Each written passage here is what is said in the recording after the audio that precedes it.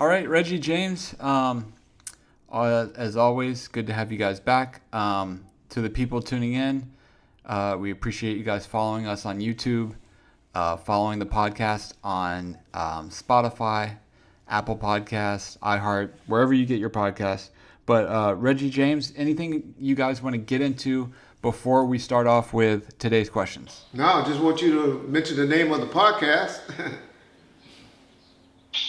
It's Still Bombing Podcast, and it's on all platforms right now. Respect. Thanks. I just want to give a shout out to my little brother T. Rue and my auntie Nita for tomorrow's their birthday. So happy birthday, Timmy, Nita, and all them Pisces out there. Oh, Black Jesus. Nigga still getting old. All right. Shout out, Timmy. Okay, Reggie. A couple of weeks ago, Gene Deal did a live stream on his channel, and it kind of confused me a little bit. And I wanted to see if you had heard it and what your thoughts were about it, because, to the best of my knowledge, he's always kind of said and backed that he thought Big Dre was the one who carried out the actions against Tupac and Suge in Vegas. But now on this live stream, he's kind of insinuating that he believes you, Jimmy Iovine, and David Kenner are the ones who set that whole situation up. Were you able to hear when he did that? Of course, whenever my name is mentioned, just like when I mention other people's names, you trolls or people that like to keep shit going, and some of us just like to be informative. It's all about how you present it to a person.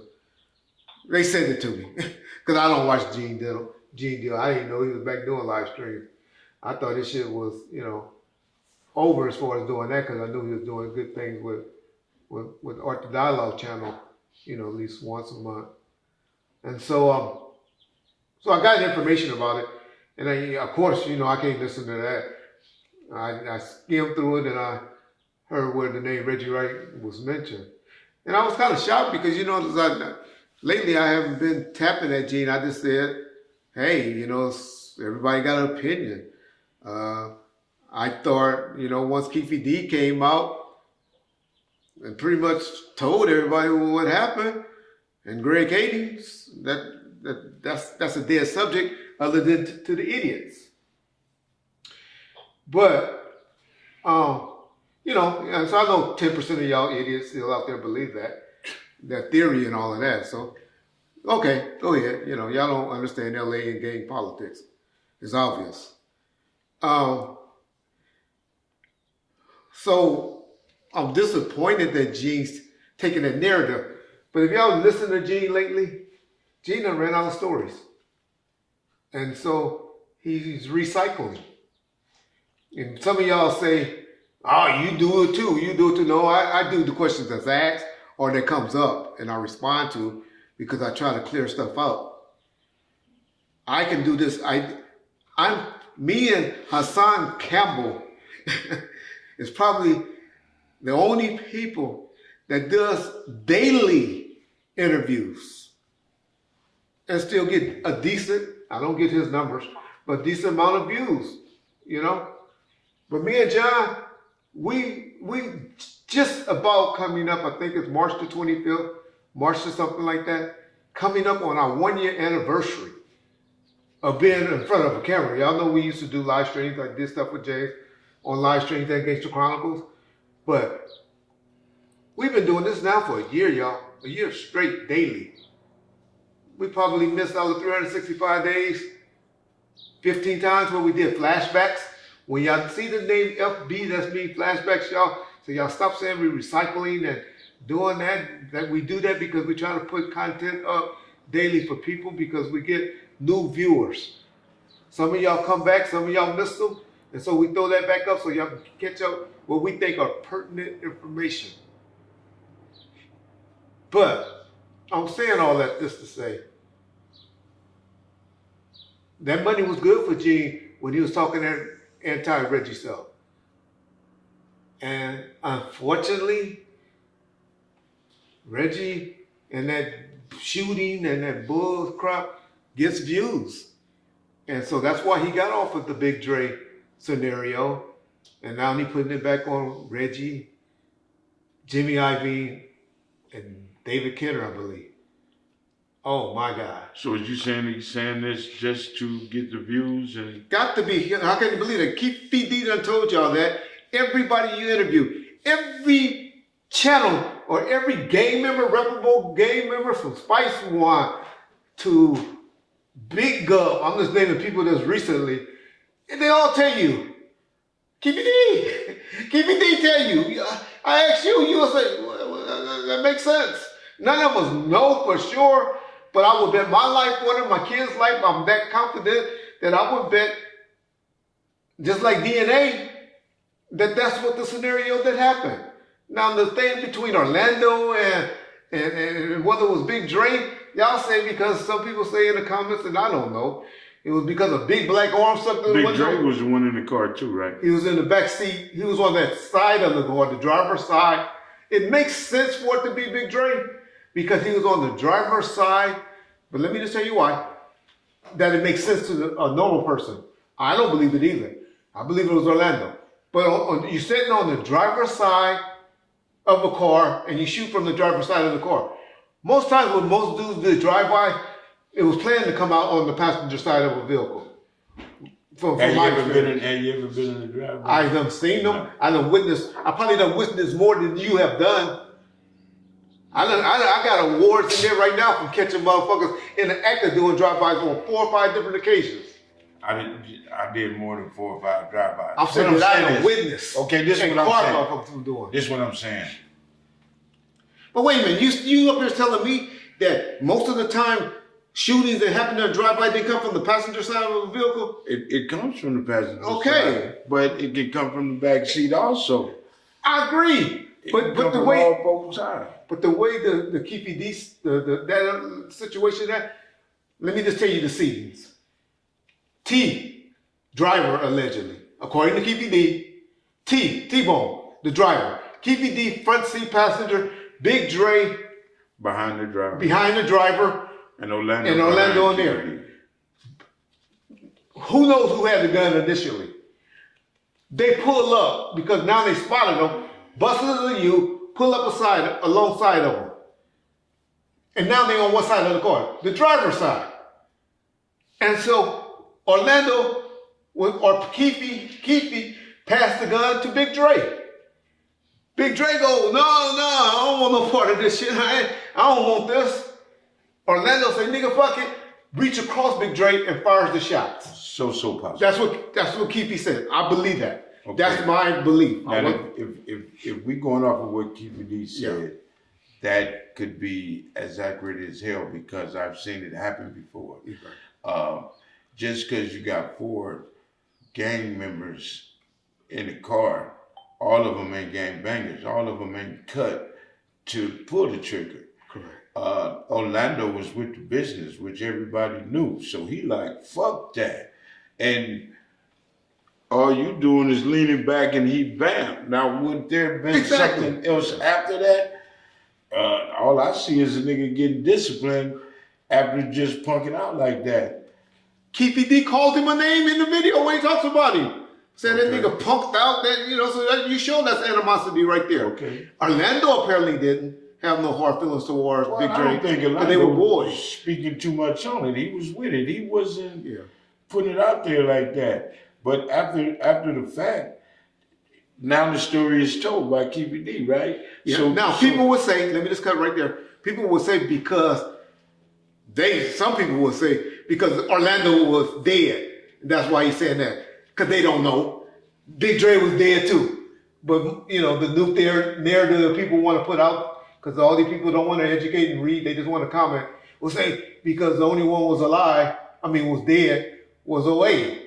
O.A. was dead, and my boy, Big Dre was dead. Okay. When Keefy gave that statement. So I'm just saying why people would say that Keefy said it was O.A. and not Big Dre. And then they go with Gaddafi's statement, because at night, dark, with gunshots fired, he saw a big black arm. And then, of course, he was making fun of big punk, what do you call him, a fucker, a buster, or, Gaddafi man. That's his boy just got killed And, you know, of course he gonna diss him as best as he can. Okay. Yeah, but shit, every arm look like John arm will look black coming out out of a window at night. Reg, I think people really want to hear when those accusations come up. How do you feel about Gene Deal and whomever would say Reggie is the reason why, Reggie is the cause why, Reggie did this, Reggie did that? That's what the question is. I mean, you feel fucked up behind that because that is like pretty much calling me. It hurts about Tupac. Okay. People get mad. He said the reason why he don't like me anymore because Real did a 3-way call and you know and had him on the phone and didn't tell me. If Real did that, that was some whole shit. But whatever. He's saying, and Real heard me say, fuck Biggie, they should have done that. I used to say that. I did feel that way. I couldn't stand it when you. Yeah, I did say that. Now, I also backtracked recently in the last about 5 years, John, been saying I watched an interview with Biggie's mama, right? And she said, because I didn't know Biggie, I didn't know shit from Biggie but his music, right? Just like most of y'all, you know? And I heard his mama talking about not just the incidents, it's about Biggie as a person. Right. How she was on the phone with him and they were arguing and she kept telling him to hang up and he wouldn't hang up. And she was so mad at him that she just laid the phone down because she didn't want to hang up on her son either, right? Right. And she comes back an hour later and he's still sitting on the phone. A nigga like that I have to say, okay, that ain't a bad nigga. The average game, the average thug, the average man clings to his mama. Every time we had an issue or got into an issue, every time I've been shot, it's mama. I know. You know what I'm saying? When a nigga first go to jail, that first phone call is mama. So, you know, I feel him. George Floyd, Tyrese, everybody holler out for their mamas. And people out there think it's, oh, that weenie ass. No, the niggas just love their mama. They got that special bond with mama. Yeah. And there's a lot of cats that listen to this know exactly what we're talking about. Okay. So, you know. But I'm just saying, that's when I fell in love with. I not fell in love with. Is that when you changed? That's when I changed that tune. Correct. Okay. And so he's holding that statement against me, according to him, which is bullcrap, because he and I don't have talking since then, since that statement. I done been on a 3-way call where I was connecting people when I connected him on the phone with Keefy D. You know, when I was trying to clean up and talk and get Keefy D to do shows and stuff like that. I was like, I don't want you to do no show with me, but you and Gene go talk. I got tape phone calls, conversation with those niggas where they were talking for damn near 45 minutes to 50 minutes. I was on my way in the barbershop. And I was like, niggas, I gotta go. Y'all niggas exchange numbers, y'all talk. And so I'm just saying that to say, so he just making that statement and saying that's why he's mad. If he was mad, he wouldn't have been on it. He wouldn't have been in business about to do a documentary with me until he asked for a crazy amount of money and messed up that deal. What we talking about now? Gene. Okay. I'm just trying to say, he's saying that he started having a dislike for me when he heard me say F Biggie. And I'm saying, prior to me saying that's that, a true fact. I said that. Okay. I felt this shit. I done said that on live streams. I done said that many times. But I came back and said, you know what? I regret that. Yeah, sometimes after that, the damage is done. And he's just saying that because people getting on him. Okay, whatever. Right. Who cares who knows where somebody's heart really is? Right. Who cares whether it is or not? Well, why you kept fucking with me after that when you thought some money was on the table and all of this if you felt that way when I said it? Don't fuck with me after that. Once you say something about me or whatever, I'm gonna let you know how I feel. If I continue to keep fucking with you, I fuck with you or I don't. That's all I'm saying. I done had conversations with Gene, man, and my honest opinion, he a cool dude. I ain't say that. Now, some of the things that he has discussed and said with me, it kind of like, it lines up with his theory, the way he feel about the situation. Because the story you talking about the Biggie or the Tupac? On the Biggie. Yeah. I wasn't there. Yeah. He was there, so he can pretty much said how he seen it. I don't critique. That's my whole thing is, how can you critique the Tupac thing and know so much about the Tupac thing? That's like me critiquing or saying something about the Biggie thing. But I wasn't there. You got to understand, Reg, every situation got to have a fall guy. Yeah. Somebody got to take the blame. So if Reggie Wright that one, which you don't know all the stories that they said about Reggie. You know what I'm saying? How Reggie did whoop the whoop and Reggie was the right-hand man for Suge. So the assumption is there. Yeah. Oh, yeah. But I'm just saying I wouldn't be getting mad. I wouldn't be mad.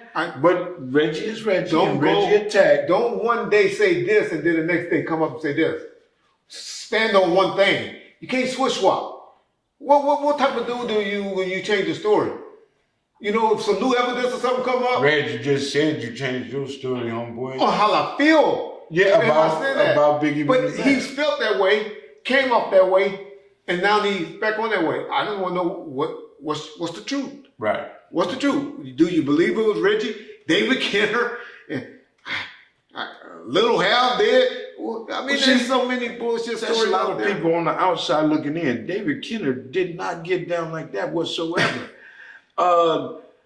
Jimmy, he even said because Jimmy didn't want Suge to be on death row.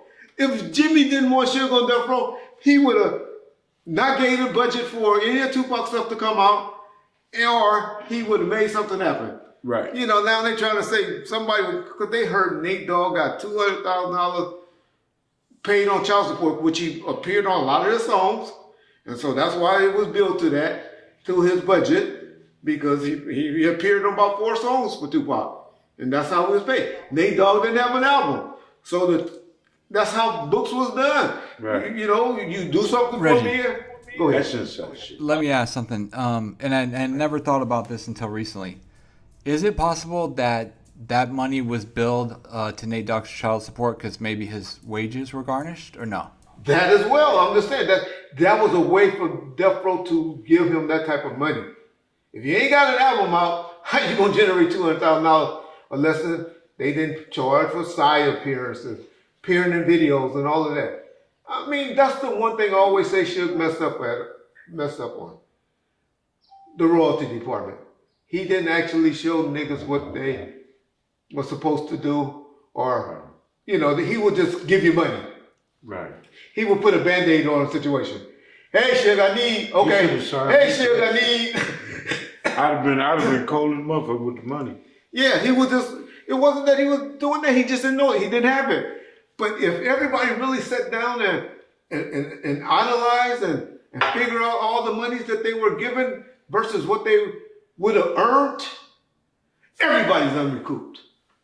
All the artists at that time. I'm not saying now, currently, but at that time, because they got a new way of generating money. And that was the download stuff. It wasn't like that from the beginning. What's that? Snoop Dogg wasn't getting money at the beginning. Nobody, they hadn't did nothing at the beginning. We ain't getting no money right now for this shit, because we got a bill to get there. We got a bill. Everybody don't get money up front. I'm not comparing apples, but I'm just saying when the Chronic came out, it was a while before Snoop Dogg seen $1. I remember on Snoop's birthday, Suge bought him a car. Snoop gave the car to his mama. And, you know, he had the apartment where when the Chronic came out, he got a car. When the Chronic, that's the first time Suge touched the money. Other than the Harry O alleged money, or maybe the, what's that boy, Vanilla Ice alleged money and all that. You don't get, they took the Chronic finish to Interscope. They took that record and said, here, put this out for us. That's what people don't get. Okay. People, the only money that they had probably generated at that time was Deep Cover. Deep Cover will get you $100,000 probably back then. Studio time, videos, and all of that. Everybody was starting over, dog. Everybody was starting over. Bomb first. We'll come back with y'all in another episode.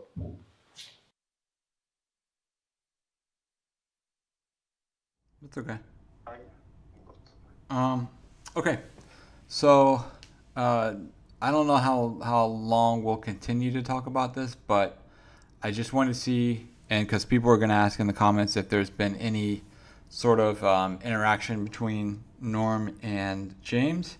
And then obviously, I don't know if you saw this, Reggie. Somebody said it during a live stream, so I went back and listened to it, and they were accurate. Where on the last episode they referred to, I don't know who they were talking about, but they referred to somebody as Mr. Potato Head.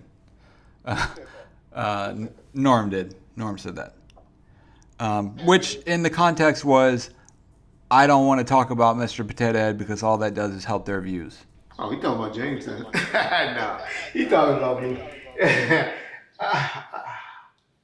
Well, I'll answer that part, the Mr. Potato Head, and then I'll let James address, whether he's been contacted or what he's been doing. Goddamn. Okay. Norman still, of all people, gonna start name calling. That's easy to do. That's what we do. I do that too, so I can't get mad.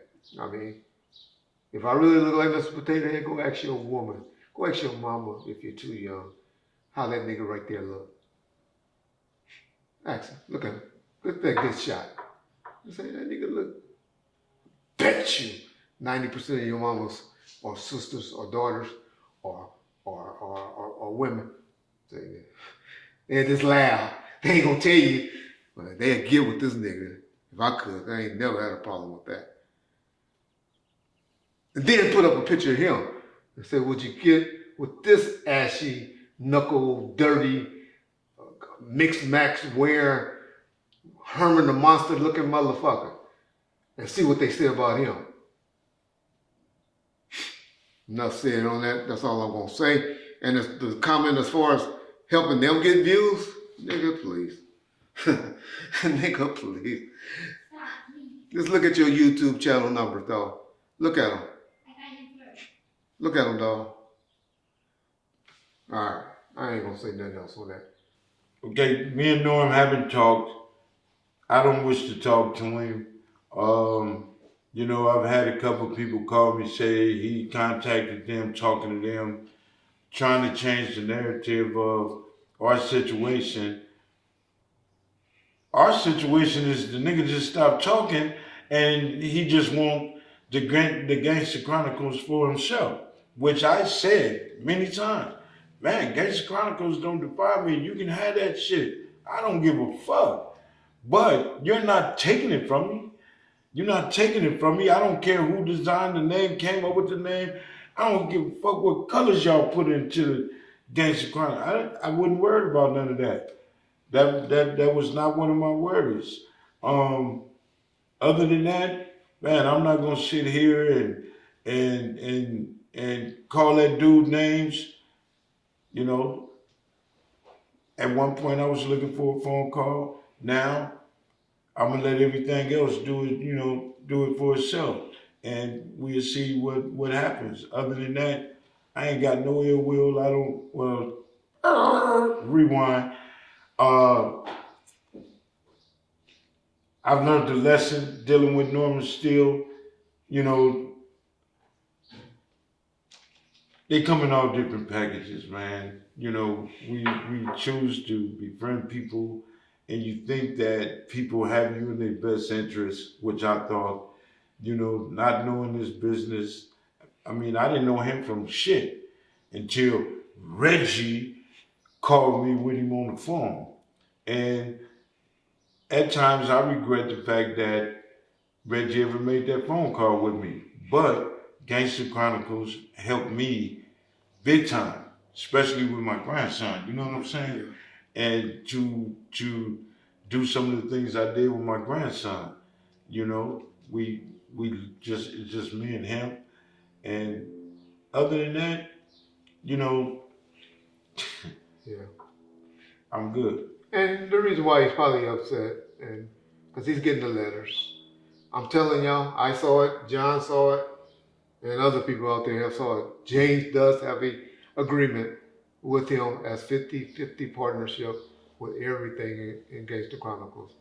I know y'all just look at the name Gangster Chronicles and believe that it's just a name. If I could start a new name, Y'all don't understand the value of that. That's just like with McDonald's. The guy that has ownership at McDonald's, you just don't walk away. Say, oh well, you can have the name.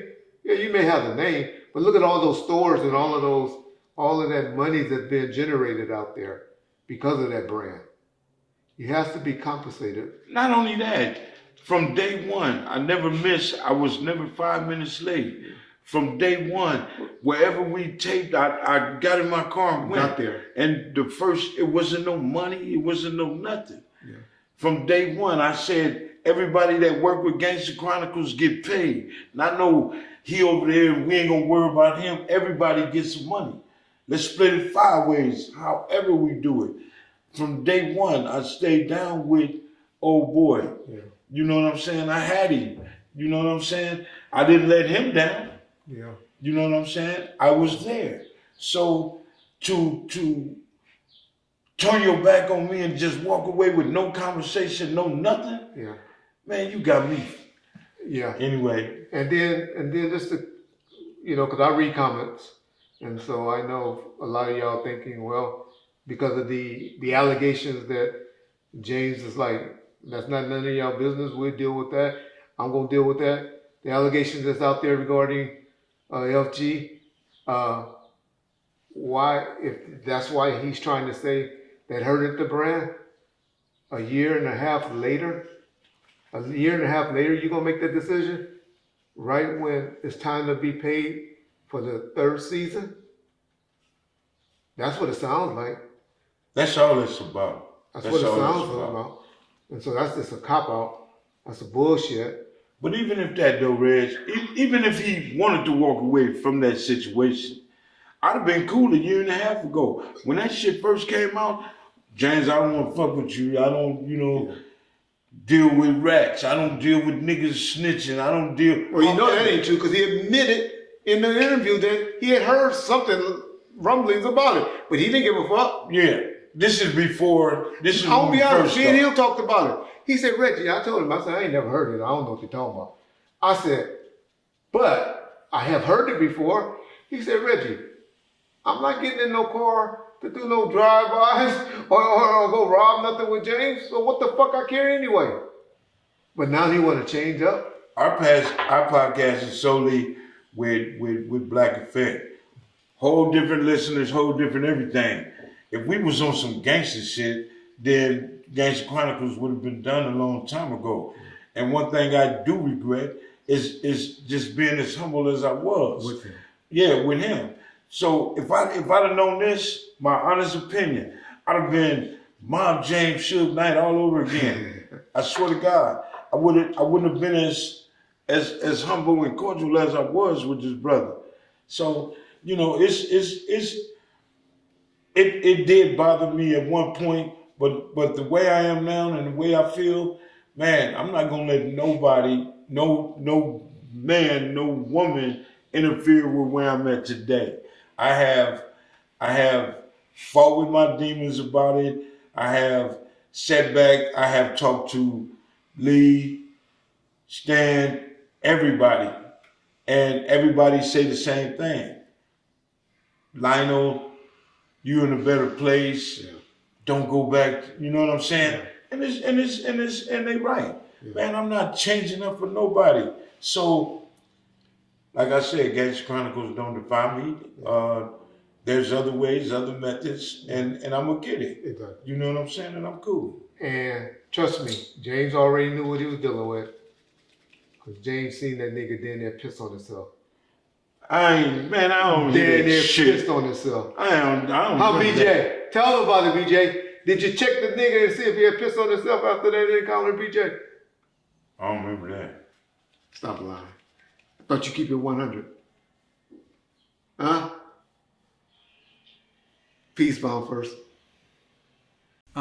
Reggie, we did a live stream about 2 nights ago, and in that live stream, you kind of mentioned that you had heard that Keefe D may be coming out to do another interview, and that he may be talking about you and James and family members or something like that. Can you elaborate a little bit on what you know or what you've heard? Well, I don't have no firsthand knowledge That ain't gonna be talking about family members or anything. I just know Keepy. That's Keepy. That's his whole get down of being funny and stuff like that. And I'm sure he's done been told that he's definitely ain't gonna be talking about no, all the stuff that he already done talked about and wrote in his book, about the Tupac stuff. And I don't blame him. If I was him, I wouldn't want to rehash that either if I was in his position. And so I think I was jokingly saying that's the only thing he can talk about, but I don't blame him for doing it because of the amount of money that these YouTube channels and social media pays now for people to come. And so if you need some money, you go and sit out for 2 hours and make it happen. So I get it. But I mean, y'all done heard the accusations that the nigga done made, which is ludicrous to me. And anybody that knows the allegations or know my wife or my family members or anything, they know how funny that is. But hey, I mean, that's the art of war. He was supposed to do that, say some shit like that, because I talked about his wife first. And, I put that out there in the universe first, attacking him. Not that I attacked her, I was attacking him, but she was a casualty of that. And I don't mean to cut you off, but that's where I get it twisted, because if you attacking a man, why go at his family? I see it and I hear it. What the fuck do the family, what do the kids got to do with it? That hurts you. You know what I'm saying? If I say your mama, James, once I say, nigga, F you and F your mama, I'm not talking about you. You know I would never. But those are words, those are trigger words. That's no coming back. That's no more we can't sit across from the table from each other. That's like when niggas say, on Pyru, or on that. You know how that's supposed to really mean? That's supposed to mean something. Well, you say that shit in prison, and you don't follow up with your actions. On Pyru, those are trigger words. On Pyru has been taken so far at contents today with using that term. Back in the days, that used to be serious. Now, on Pyru, and they don't just say, they don't it's just like on the hood, on the dead homies. Some, it's just a way of speaking now. It really don't have no meaning to it no more. Yeah. So very different. Yeah. I don't worry about what nobody say, especially about me. I ain't gonna react, feel no kind of way, because it don't bother me what Keefy D or nobody else say. So I know self. And if it ain't, let's have a meeting and sit down and let's whoop whoop and we fight in this motherfucking meeting or do whatever, gunplay, whatever, don't invite me. Yeah.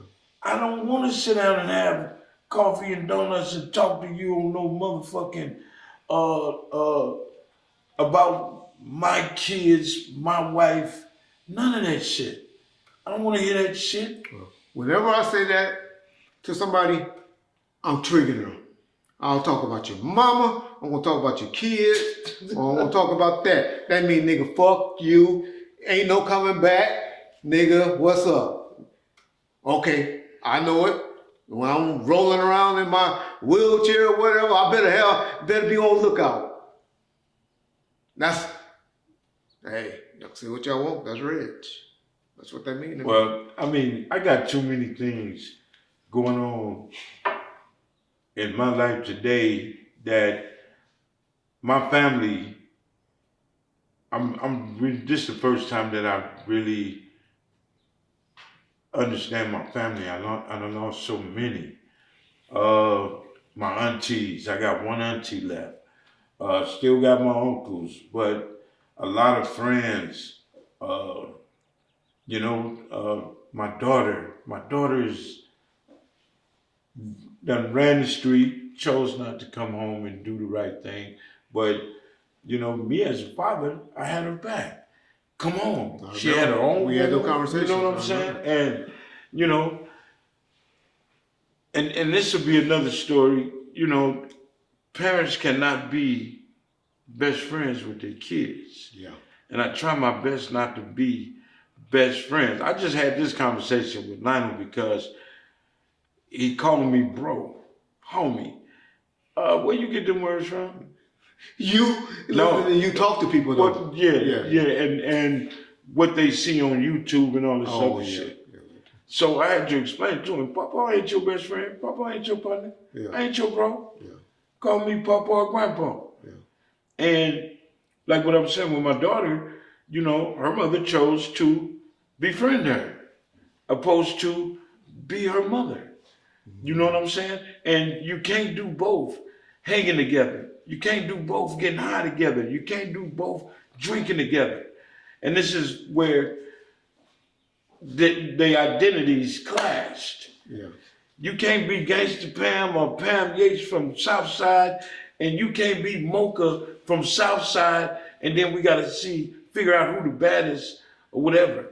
You know, you can't do drugs with your kids. Yeah. You know, and you know, my daughter chose to be in the hood. Now I'm gonna stop there. When she chose that, I understood that getting out of prison because I went to prison and I wanted to be in the hood. But fortunate for me, here's Suge. And kind of like took a lot of that away. Yeah. My daughter didn't want to be at home with me. Own room. She had a jar of motherfucking weed in her room. I made her comfortable where she could be. You ain't got to go do shit. Now, sweetheart, what we gonna do? We gonna go get a job. And I ain't ready to work. Well, where you gonna live? Yeah. You got to work. Okay, I'll get application. Then we went from, okay, sweetheart, we need to get you a car. I remember, and I know you telling the truth. I remember the conversation. Because you ain't driving my car. I remember. She said, okay, let's get a car. I got the pictures of the car she picked in my phone. So I said, okay, let me go down there. When we go down there and get the car, you know the car got to be in my name with my insurance. Oh, no, I don't want no car. What you mean you don't want no car? You ain't finna get a car and put it in your name again and be in a standoff with the police and lose the motherfucker. I ain't finna waste my money like that. So she wasn't ready for me. Okay. You feel me? You changed. Yeah, she's totally different. Yeah. She ain't ready for Pops. Yeah. You know, here we got rules, we got to do certain things. You have 2 children. Oh, so you got somebody other than Lionel. She has somebody other than Lionel. Okay. Yeah. So she's with her dad's and his mom. Okay. Let's go get Amaya. You bring Amaya here and you spend time with your kids. You home. Can I get some money? I give her some money. She in the hood.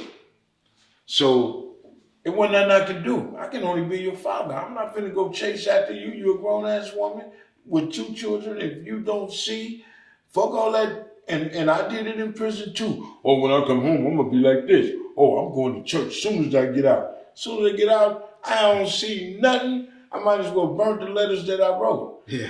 You know, it ain't nothing but penitentiary propaganda. Yeah. So I'm already knowing. So I understand her.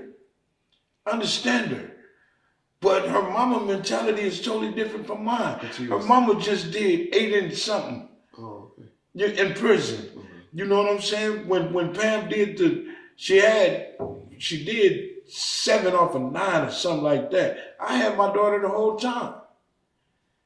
Her mother didn't want to give her to me, and I told her, I'm her father. You don't have to take care of her. And Talene lived with me the time Pam came home. And when Pam came home on that bed, I told Pam, you got to give me a year before I let her come back to you. So Pam went to start going to church. She got married. She started driving trucks with her husband. Okay. So I'm like, okay, now me, Talene, and Pam sat down. You want to go back and live with your mama, your grandma? She said, yeah, I'll try it. Yeah, I want to go back. Now, how old is she? Talene is 28, 29. That's your daughter? That's my daughter. I was thinking you was talking about your granddaughter. Oh, go ahead. No. So I allowed Talene to go back and live with her mother. You allowed 28-year-old? No, she wasn't 28 when she got out of prison and shit. No, I'm just saying, from this to that, you know, I never befriend my kids. Okay. I've always tried to be their father. I'm not your homeboy. Yeah. We ain't finna kick it like that. I'm not finna get high with you. I'm not finna have a drink with you like that. We not finna. I just couldn't interact the way Pam and Thailand is interacting. And that continued, you said? Yeah, when Thailand came home and went to the hood, she went back to the South. And This was about a year ago, or? no, she got out last year of March. Okay. And then from being with me and seeing, she said, Dad, well, what if I had company? No, we ain't having Not in my house. We ain't gangbanging up in here. Yeah. Oh, you talking about this girlfriend? She ain't talking about dudes. I don't know who she talking about. She want to have company. Okay. We not finna entertain that. Okay. This ain't a place for that. You know what I'm saying? So, she probably felt like, oh no, I need to do me. So, And plus, we got that red and blue mentality. Even though you can care less about either one. I don't have nothing in my house I'm that talking would about- even insinuate that this nigga's a gang member. You, James. Insinuate you. Everybody know you as Miles James. Thailand daddy is 60 fucking years old. That nigga ain't no gangbanger. Okay. He an old ass man. Just like these little cats be saying on the phone. Oh, nigga, your day is over. You old.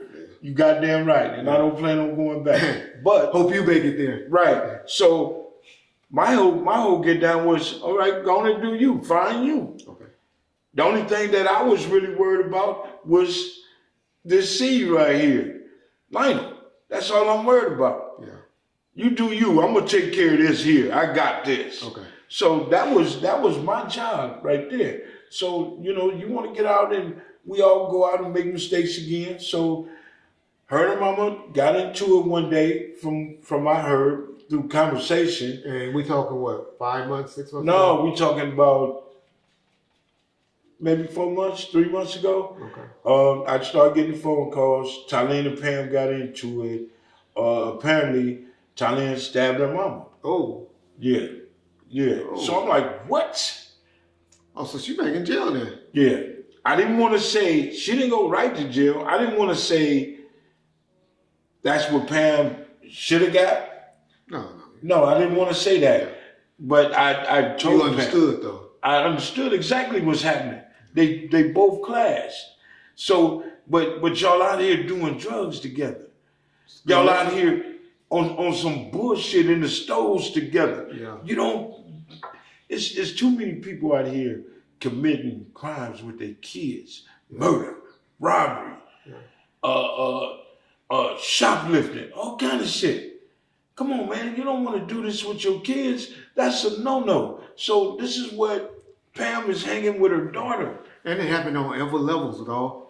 Yeah, it do. I mean, look at the John Morat, and we'll talk about that later. That situation with his dad. Right. We'll get into that later. But It's just so, with that whole thing. Me with my dad. No, I couldn't let it disturb my household or disturb him. Yeah. You know what I'm saying? Because I've been there from day one. When his dad is doing 17, and he seen him once when he came to the house in Compton. Nigga, you his daddy. You ain't gotta bring him shit. Yeah, just come see. The only important thing is loving your son, letting him know whoop. Okay. Come see. Yeah.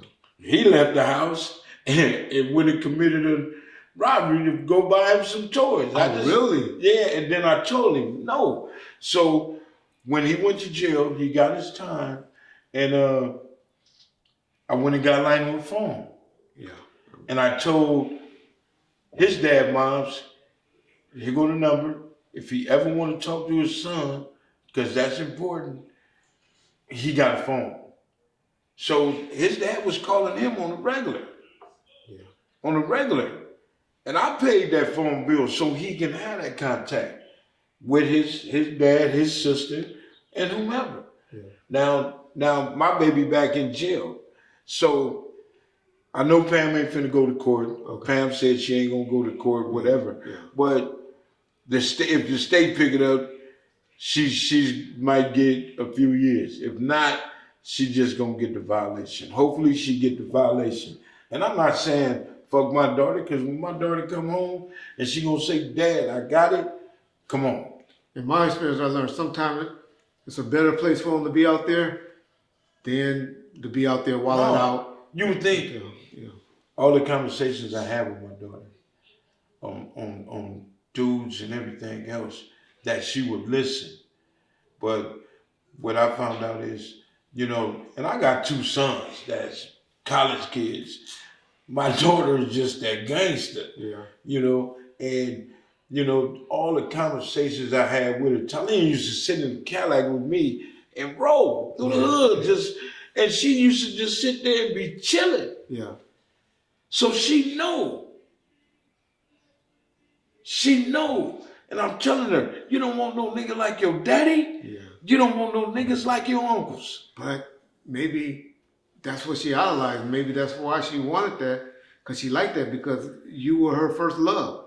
You were really her first male love. And I have a daughter. Well, somewhere down the line, Reg, I believe, and as a parent, all of us should say, when all failed, I was wrong somewhere. Yeah. I didn't do something right. So I take that responsibility. Yeah. Can't nobody take that from me. Yeah. And can't nobody tell me how or what level of love I have for my daughter. I love my daughter 100. Exactly. 100. Yeah. I would kill for my daughter. Yeah. You know what I'm saying? But I just want her to be right. Now, if you don't want to be right, I'm finna take the pacifier, clip your wings, go on and do what you feel you're gonna do if you think you know it. And that's all it is. So I'm just waiting for her to pop back out or say what she got, her little time or whatever. I didn't go to Compton looking for Pam and woo. I'm just. Have she reached out to you, your daughter? No, I got a new phone number. She probably reached out to my sister because I ain't said nothing. I've been mad at her for the last month or 2. So, but if she do, she always got a second chance, but you just got to be right. So now my conversation, you see where that got you? Instead of my way, instead of getting you a job, getting off parole, and then going bam, I'm telling you something that I didn't do when I came home. Yeah. You know what I'm saying? If it wasn't for Suge, I'd have went back straight to the hood. That's what we know. And she's 28, so she still got time. Hopefully, pretty God. Mess her up for life. Yeah. Bob first, come back with another episode tomorrow. Okay, John. Okay. I know we usually don't like to talk religion or politics on here, but some news came out today that Donald Trump says that he expects to be arrested on Tuesday. Do either of you guys have any comments on that? Expect? Shit. His Secret Service agents done told you, nigga, they coming to get us Tuesday. I mean, y'all don't know. I mean, that's funny for him to say that. But he know it. If he says something like that, he knows it's going down either Tuesday or Wednesday because, man, they got to protect court buildings. They got to protect Trump Plaza. New York PD going to be making some extra money this week. So they finna arrest him?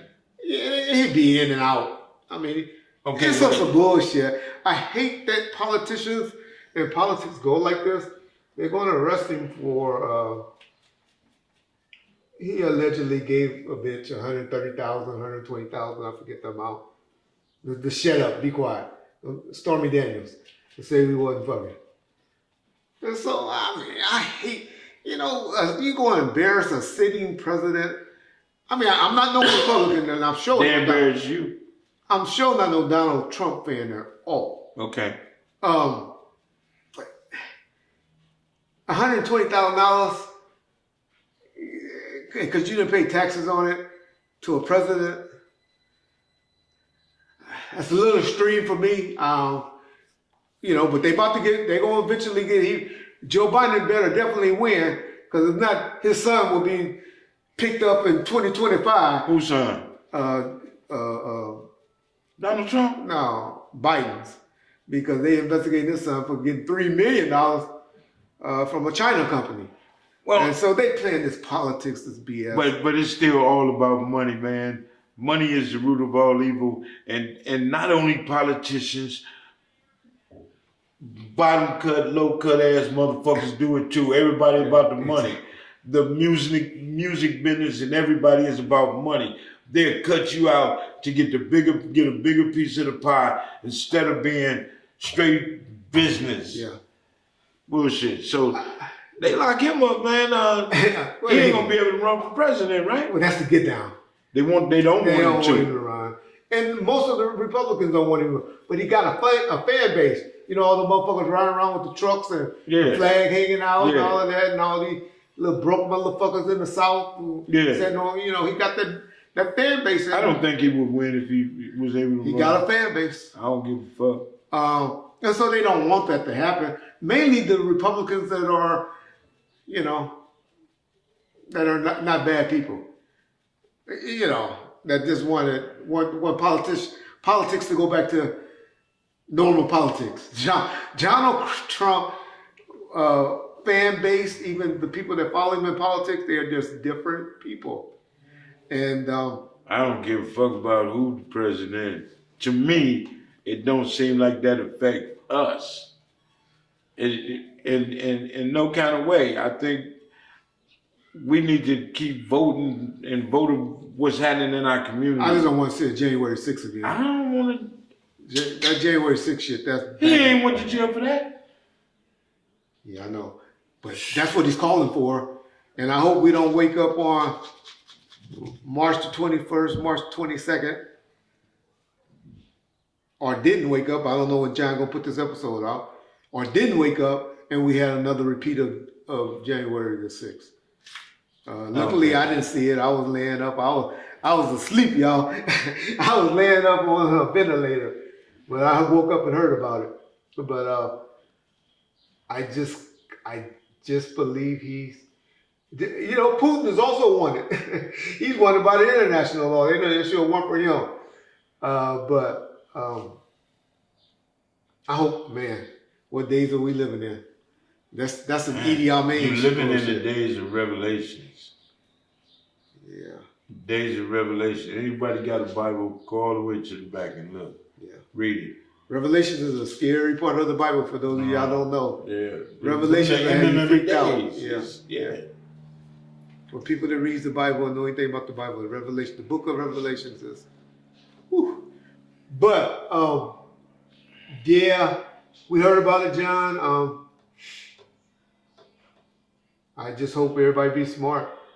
Don't mess up your lives behind another man out there running around, acting a fool. 'Cause, man, I'm sure there's a lot of people sitting in federal prisons right now wishing they wouldn't have made the decision that they did on January the 6th. So don't do this in March, y'all. But yeah, that's going to be interesting. That's an interesting topic. I mean, like, shit. Yeah. That's deep. Yeah. But it's about time to me. But the only unfortunate thing about it, they're going to do some tit for tat. They're going to do that tit for tat now. After they do that, then the Democrats going to go after somebody, a family member or somebody in their family. But they've been doing it. We ain't heard of none of these motherfuckers going to jail or prison. Well, they going to jail because they put themselves out there in the open like that. James, $120,000? That ain't shit. $120,000. That's my point. That's all he did was gave a bitch $120,000. But he gave it to her to shut her fucking mouth. Well, that's what her attorney says. Okay. It's bullshit that the nigga done did. That ain't against the law? Huh? It's tax evasion. Okay, well, he should go to jail for it. Did I go to jail for it? That's true. If I tamper with the jury and get them try to pay them off, I'm going to jail. What's the difference? Who different?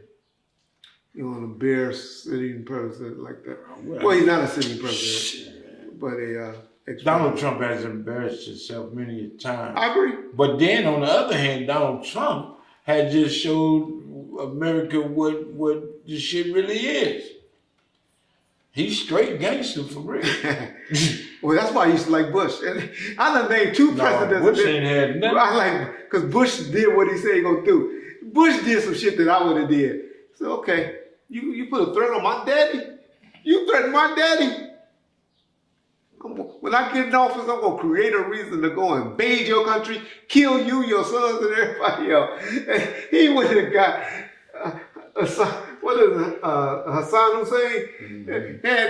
He had Corner Powell go up there and tell that lie before everybody to get permission to go and, what's the name of that country? Well, they made it a better place. Iraq? Was it Iraq? Okay. Yeah. Oh man, it's just funny.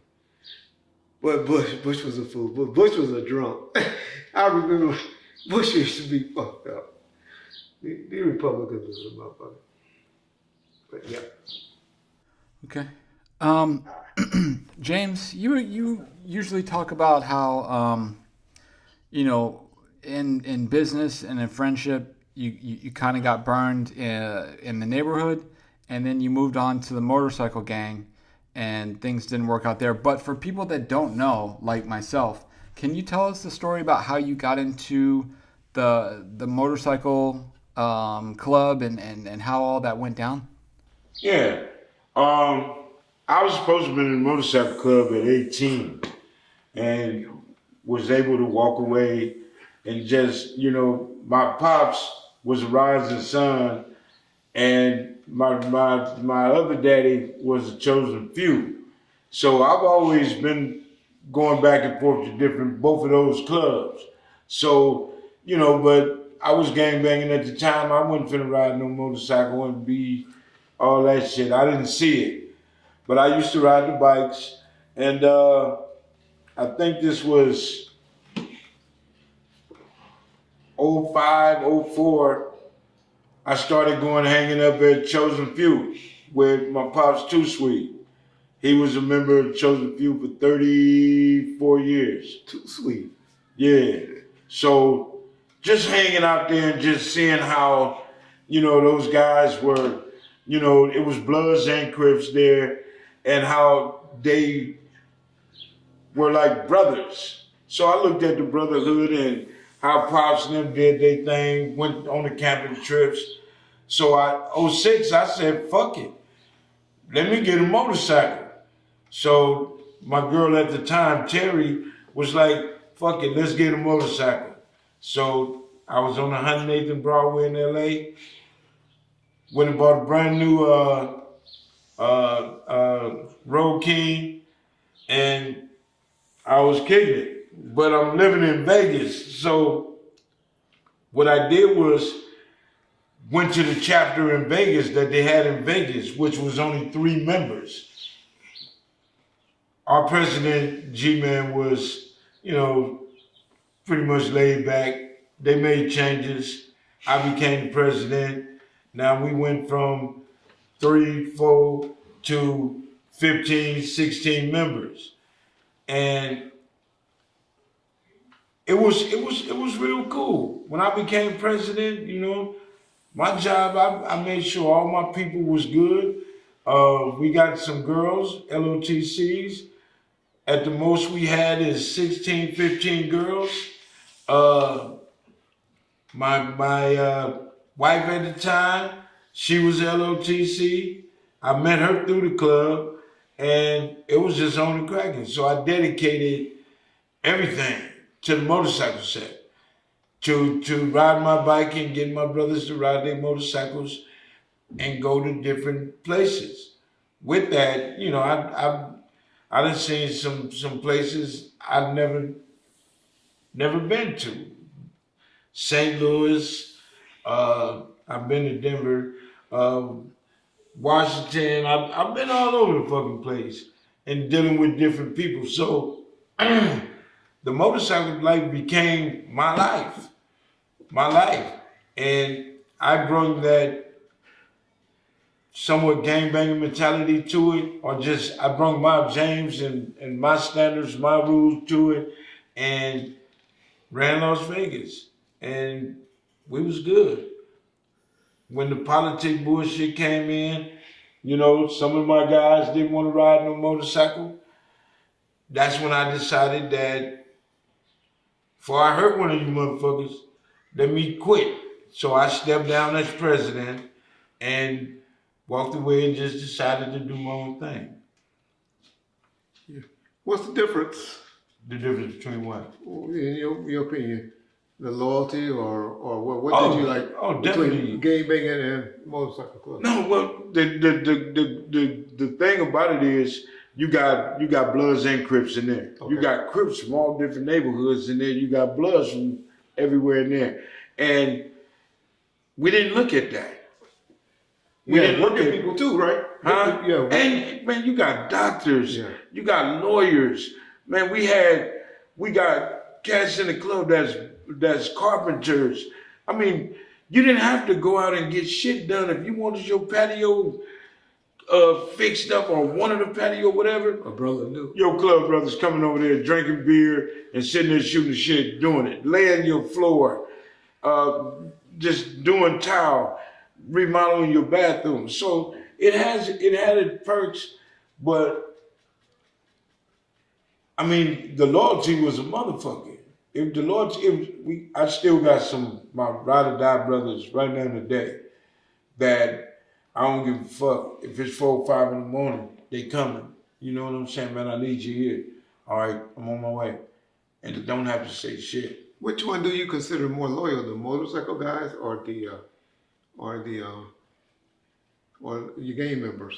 And you got to remember, I know there was an age difference. Well, I know that comes a lot with more loyal. Not even that, because a lot of cats get out of prison and come straight to the bike set, and the transition from being a gang member to a biker, you know, some of them get caught. Oh, cuz nigga, I'm cuz nigga, blood, whoop whoop whoop whoop. Yeah. When I first came to the club, I had one incident like that, and I just couldn't take it no more. Y'all already know where I'm from. Don't do that. Yeah. And they just kept banging. And nigga, fuck you. And me and my nigga Wacky, he was one of my brothers, and he called another brother something I didn't like. Nigga, we brothers, nigga, we don't do that, especially over no females, no nothing. This ain't what we doing. And he continued. So I fired on him for doing it. You know what I'm saying? And he fired back on me. Yeah. So this one I know I was getting tired and old and shit, just getting tired, with a little rusty. And when he locked on to me, I made sure he didn't let go and try to swing on me, so I'm protecting myself. And we hit the couch on the yard, and my lips, I was out of wind, everything, tired. So I'm breathing out my mouth and my nose, and my lips was dry. He was asking for some water. So I told one of my club brothers, Watusi, give me some water. Because nigga throat was dry, everything. I was tired as a motherfucker. Yeah. But I had my days with some of the club brothers. One of my club brothers called me a bitch. I picked him up and threw him to the door. And watch him out. One of my club brothers was treating my prospects fucked up. Don't do that. Yeah. I got this. And he pulled a knife on me. And I told him, you pull a knife, don't bring that knife to a gunfight. Because on the bike set, I carried 2 pistols, one on the hip and one in my bag, wherever I went. And we're at the Colorado River, and he pulled a knife again. And when he pulled the knife and came to me, I took 2. And he down. And just because he pulled the knife, I stood over him and punched him because he was knocked out. So I hit him. And my boy, Half-Breed said, I told you motherfuckers. But I mean, you know, the motorcycle set got its perks. The motorcycle set is different with the loyalty thing because you have older guys that's been there a long time. And all the guys that come in as prospects, they get to learn and see what this bike shit is. And if it's for you or if it's not. Yeah, and if you're not for it, you're not gonna get your colors. Yeah. So, you know. Do y'all call the colors or patch? Colors, cuts, patch the whole different. It's different for everybody. So loyalty was a motherfucker in there for me. And like I said, it's still there with a lot of the brothers, and these are different states, not just California. So and other clubs, because I remember I had a situation with Big Cav too, and one of those guys intervened. And he was from a different club as well. Wasn't he? When he came, he was from a different club, but then he joined our club. Oh, eventually. And when he became a chosen few, I seen the difference. Okay. And then the attack with you, I felt different. Yeah. Knock it off. Yeah. You know what I'm saying? Oh, you talking about Cass or the Yeah, Cass. Oh, Cass became a chosen few? Huh? He became a chosen few? Yeah, he was when he was arguing with going at it with you, he was my club brother. Because I remember the club brothers the one. And he was a club brother then. Yeah, so he didn't listen. When I told him to tell him to knock that shit off.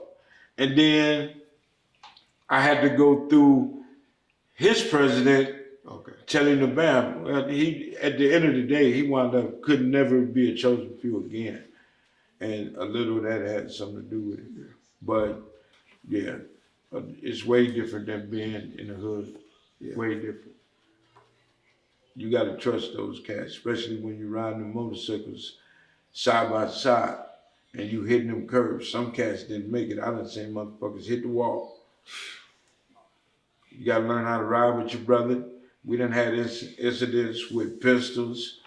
It's just, it ain't a gang, but it's like, that be a gang. Yeah. But man, that field, 200, 300 motherfuckers on motorcycles riding on the freeway, man, that shit, man. Going to a different state, and the women is just like, man, I done had motherfuckers pull their car open, pop their trunk, get their helmets, and get on the bike. Females. Yeah. It's real fun. But, you know, when you get these nationals and these watered down ass presidents that don't know how to handle the title, that don't appreciate the title, they done fucked it up. Gotcha. Fucked it up. So, yep. It's a difference, John. Okay, Reggie, I don't know if you saw this, Reggie or James, the latest developments out of Memphis where, the gentleman, Gershon Friedman, got in the fight with the cops. Did you see that? Did you follow that story? In jail? Yeah. I sent you. Yeah, I saw that. Yeah, I'll take it first. Yeah. Here we go. Yeah, I saw that incident. Y'all know where I stand on that. Nigga came out swinging like that. He supposed to get his ass whooped. I don't care what y'all say. And for the first time, I'm gonna actually agree. And I agreed to say this. I watched the video, and the video showed him as soon as they opened that cell to feed him, he came out. I don't know if he had feces in his hand. I don't know if he threw some piss, but that whole situation. I think it was his tray. Well, that whole situation, it was totally on him. Yeah. Now, in the penitentiary, you have the same situation. In the county jail, all you niggas been in the blood module, crip module, y'all would agree. He had his mind made up. Yeah. Oh, yeah. And he attacked. And he continued to attack. It was funny, and I say this because when they applied the mace, they couldn't take it. They didn't even want to touch him. So when you could tell they had too much mace, they sprayed it. And they was all fucked up. They was like worse than him. It seemed like it didn't faze him. Yeah. And he continued to walk, and then he grabbed the guard leg. Now, he was very threatening.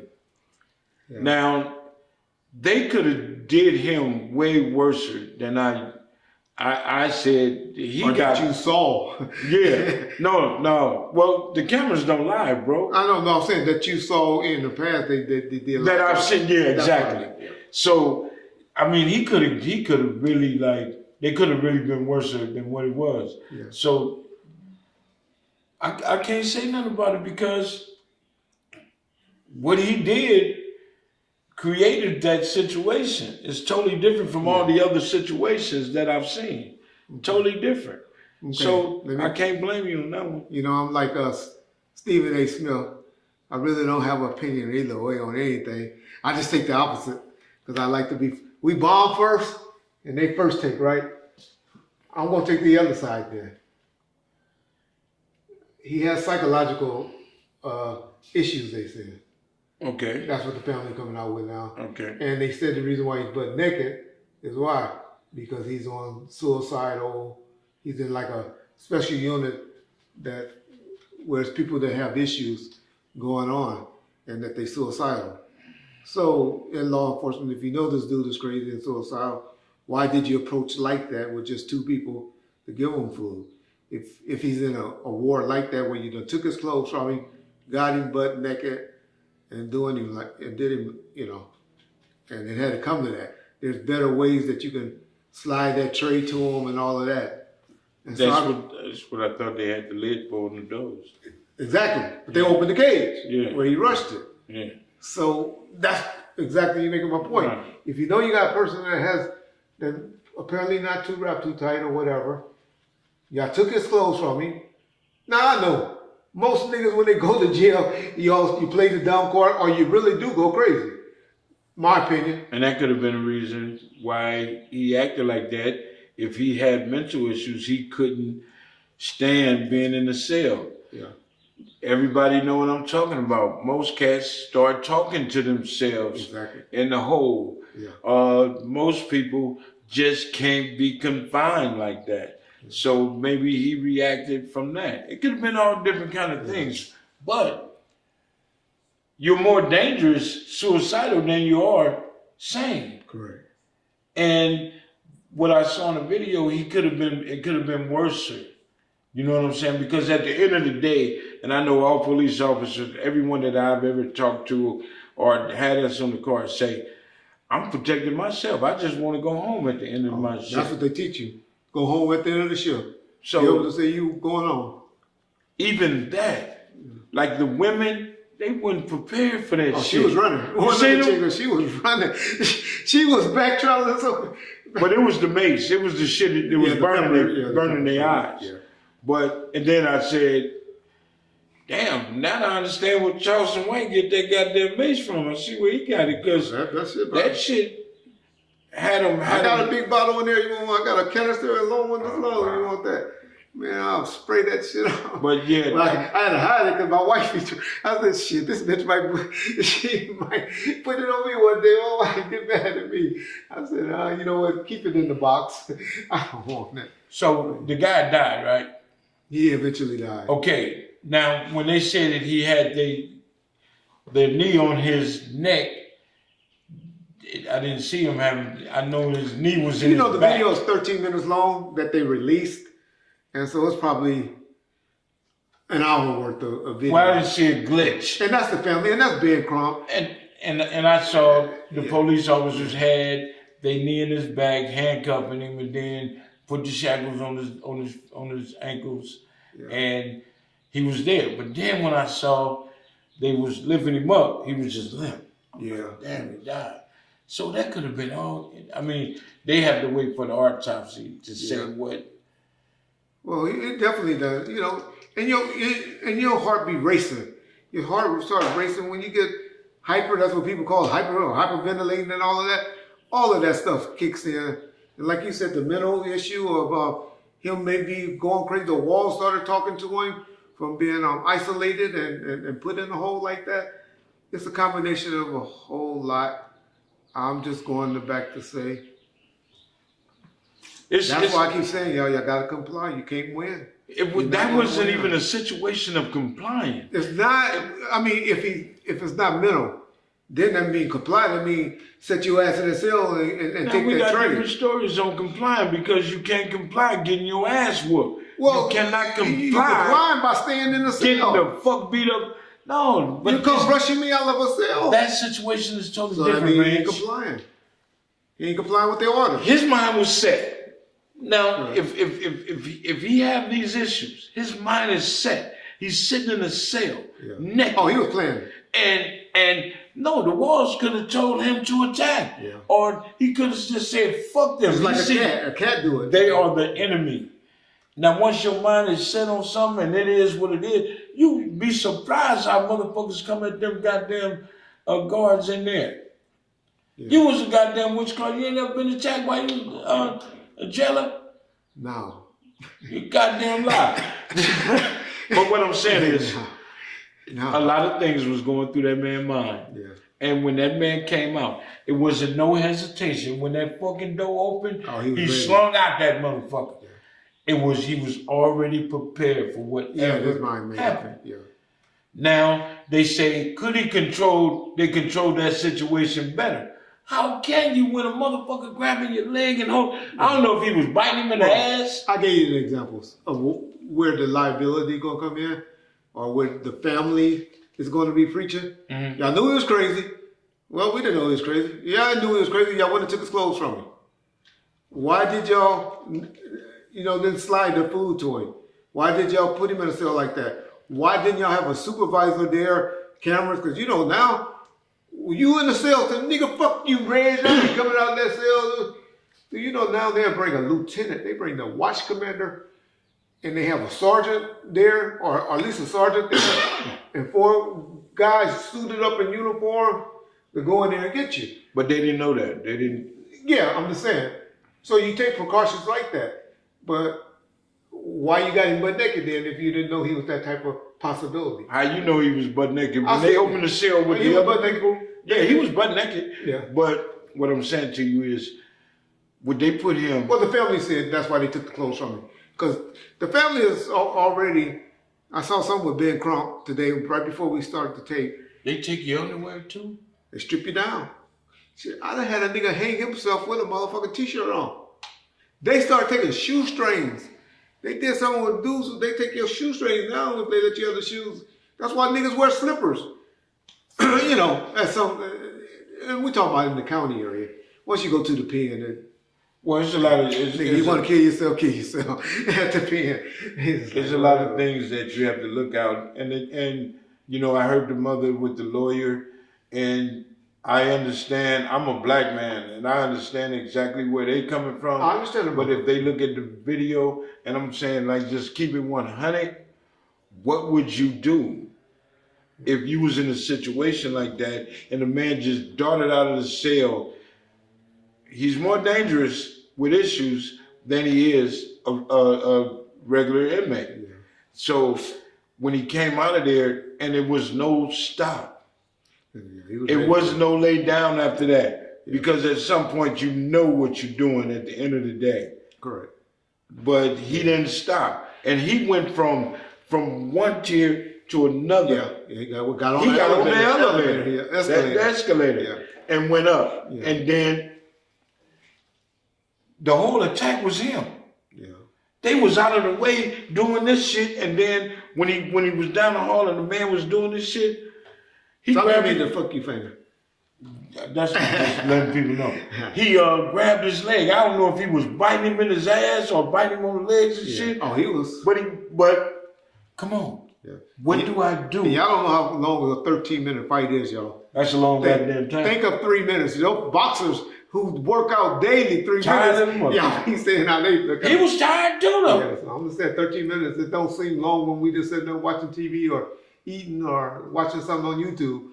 Well, when you fighting for your life the whole 13 minutes. And I looked at the part where when he first did it, and then they always hitting him. Yeah. They got the squadron. Yeah.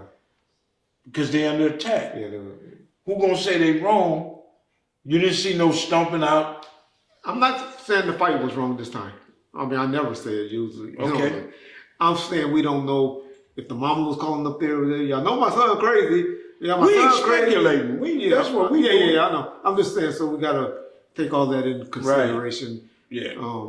It's a lot to this. We just bring in awareness, and this is the type of stuff we like to talk about. There's a lot to it, and I think they should have people. We got a surprise guest, y'all. Reggie Wright. Let your daddy. Big Red, what's happening, man? You want blind? Man, I'm gonna stop right now. Man, what's happening, man? How you doing? I'm gonna stop leaving my door unlocked, huh? No, I wanted to keep taping. Come on, Reggie, come have a seat. Come do a couple episodes with That's us. my road dog right there. About episodes. I said a couple. That's one or two. We'll, you know, what we're gonna talk about. But, yep.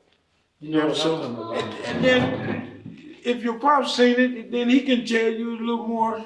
We're talking about the what's his name, Deshaun? Yeah, he watched CNN all day. The young guy that broke out the cell and attacked the jailers in there, Where was this? which he just Oh, passed. in Memphis. It happened a couple of weeks ago, but I don't know if you've been watching CNN. His Lakers lost last night, so you know he probably hasn't been watching CNN. Until early in the morning. I can't wake up. The Lakers. Oh, he been a Laker fan. I remember, you know, James Unworthy when they played Tragic Johnson, all of that. You know, That's what they say. We stuck in the 80s and the 90s. I used to love What they the say Lakers. about Reggie and James. We stuck in the 80s and the 90s. Yeah. Sometimes that's the best place to be. Yeah. But anyway, the guy broke out of the cell and he attacked the officers. They fought him off. He was able to elude and go from one floor to the next floor, attacking them, butthole naked. And when they handcuffed him and shackled him, they had him on the ground. And when they lifted him up, apparently he passed away. He died. So now the mother and the lawyer saying that they want justice for Ben Crump. her son. Yeah. It happened in Memphis as well, and out there. And it happened a couple of weeks ago, the death. But it just, you know, by the time Ben Crump and all them and these people get it, it's just now getting on CNN. Which today, y'all, is actually Saturday. But this episode probably won't drop for probably be a little old. And so I know we're a little dated, y'all. But yeah, I don't think Senior know of the incident. Well, but what was wrong with it? He was in custody. He had a mental problem? Or what? Yeah, exactly. You hit it right on the nose. They said he was stripped down because of mental issues, is what the family is claiming. We haven't heard from law enforcement yet. And they said, He was on suicidal watch. yes. Well, usually they strip them down or they have a suicide jacket on or vest or whatever they say. Right. Usually then they have him butt naked just so he don't conceal anything to hurt himself. Right. That's LA County Jail procedure, and I would assume same thing in Memphis. Yeah. They usually try to file. But, you know, I always, wonder, I've seen injustice myself, just watching it within the jail. But for the most part, you don't have all that kind of stuff. And a lot of guys, unfortunately, because of their mental condition, is what caused them to go off and all. But when you have to take forceful action in order to try to subdue them or contain them or whatever, things happen sometime. And that's, whose fault is that really? But if you got him in a cell, Reg, and you already know he's having a mental issue, why open that cell door to feed him? Well, Why not send you it have through to the track? feed them some kind of way. Maybe, push it in or whatever. I don't know. Well, I really hate to talk about that specific instance so much simply because I don't really know anything about it. I was just giving generalities in terms of what usually go down. But I'm talking about the situation where you tried every means possible to keep it in a humane situation as far as his condition or whatever. Right. Things come up. I mean, you're talking about a person that's mentally disturbed and wild and whatever, and you have guys that sometimes are not as strong as the guy they're trying to contain, and you get these issues. I'm not trying to justify anything. I don't know what happened in that particular incident, but that happens. But once it happens, then a lot of people want to go back on your fault. You should have did this. You should have did that. You should have done that. Okay, the situation kind of caused the action. Right. And if the action is deemed where you did the best you could under the circumstance, leave it alone. But people still want to go after it.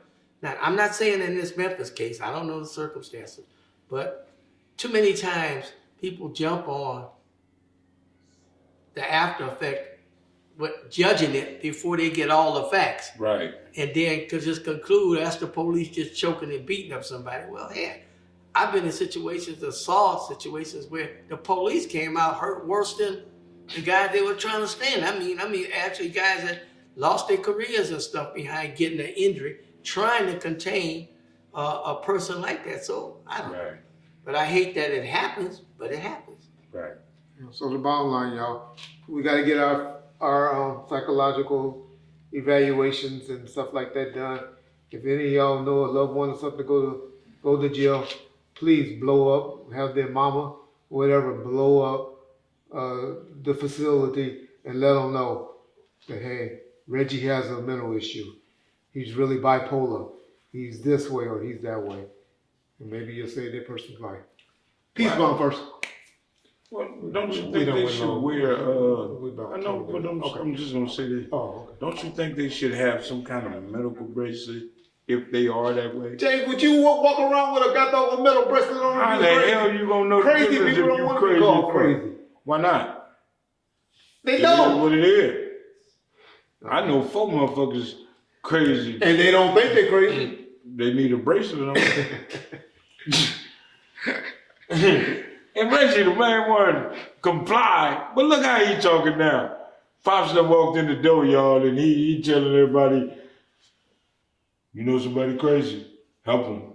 Don't hurt him. Sound like Shaq. Trying to be nice now. Huh? Yeah, come on, man. But I mean, it is what it is. All right. John, you got any questions for me, Reggie and James?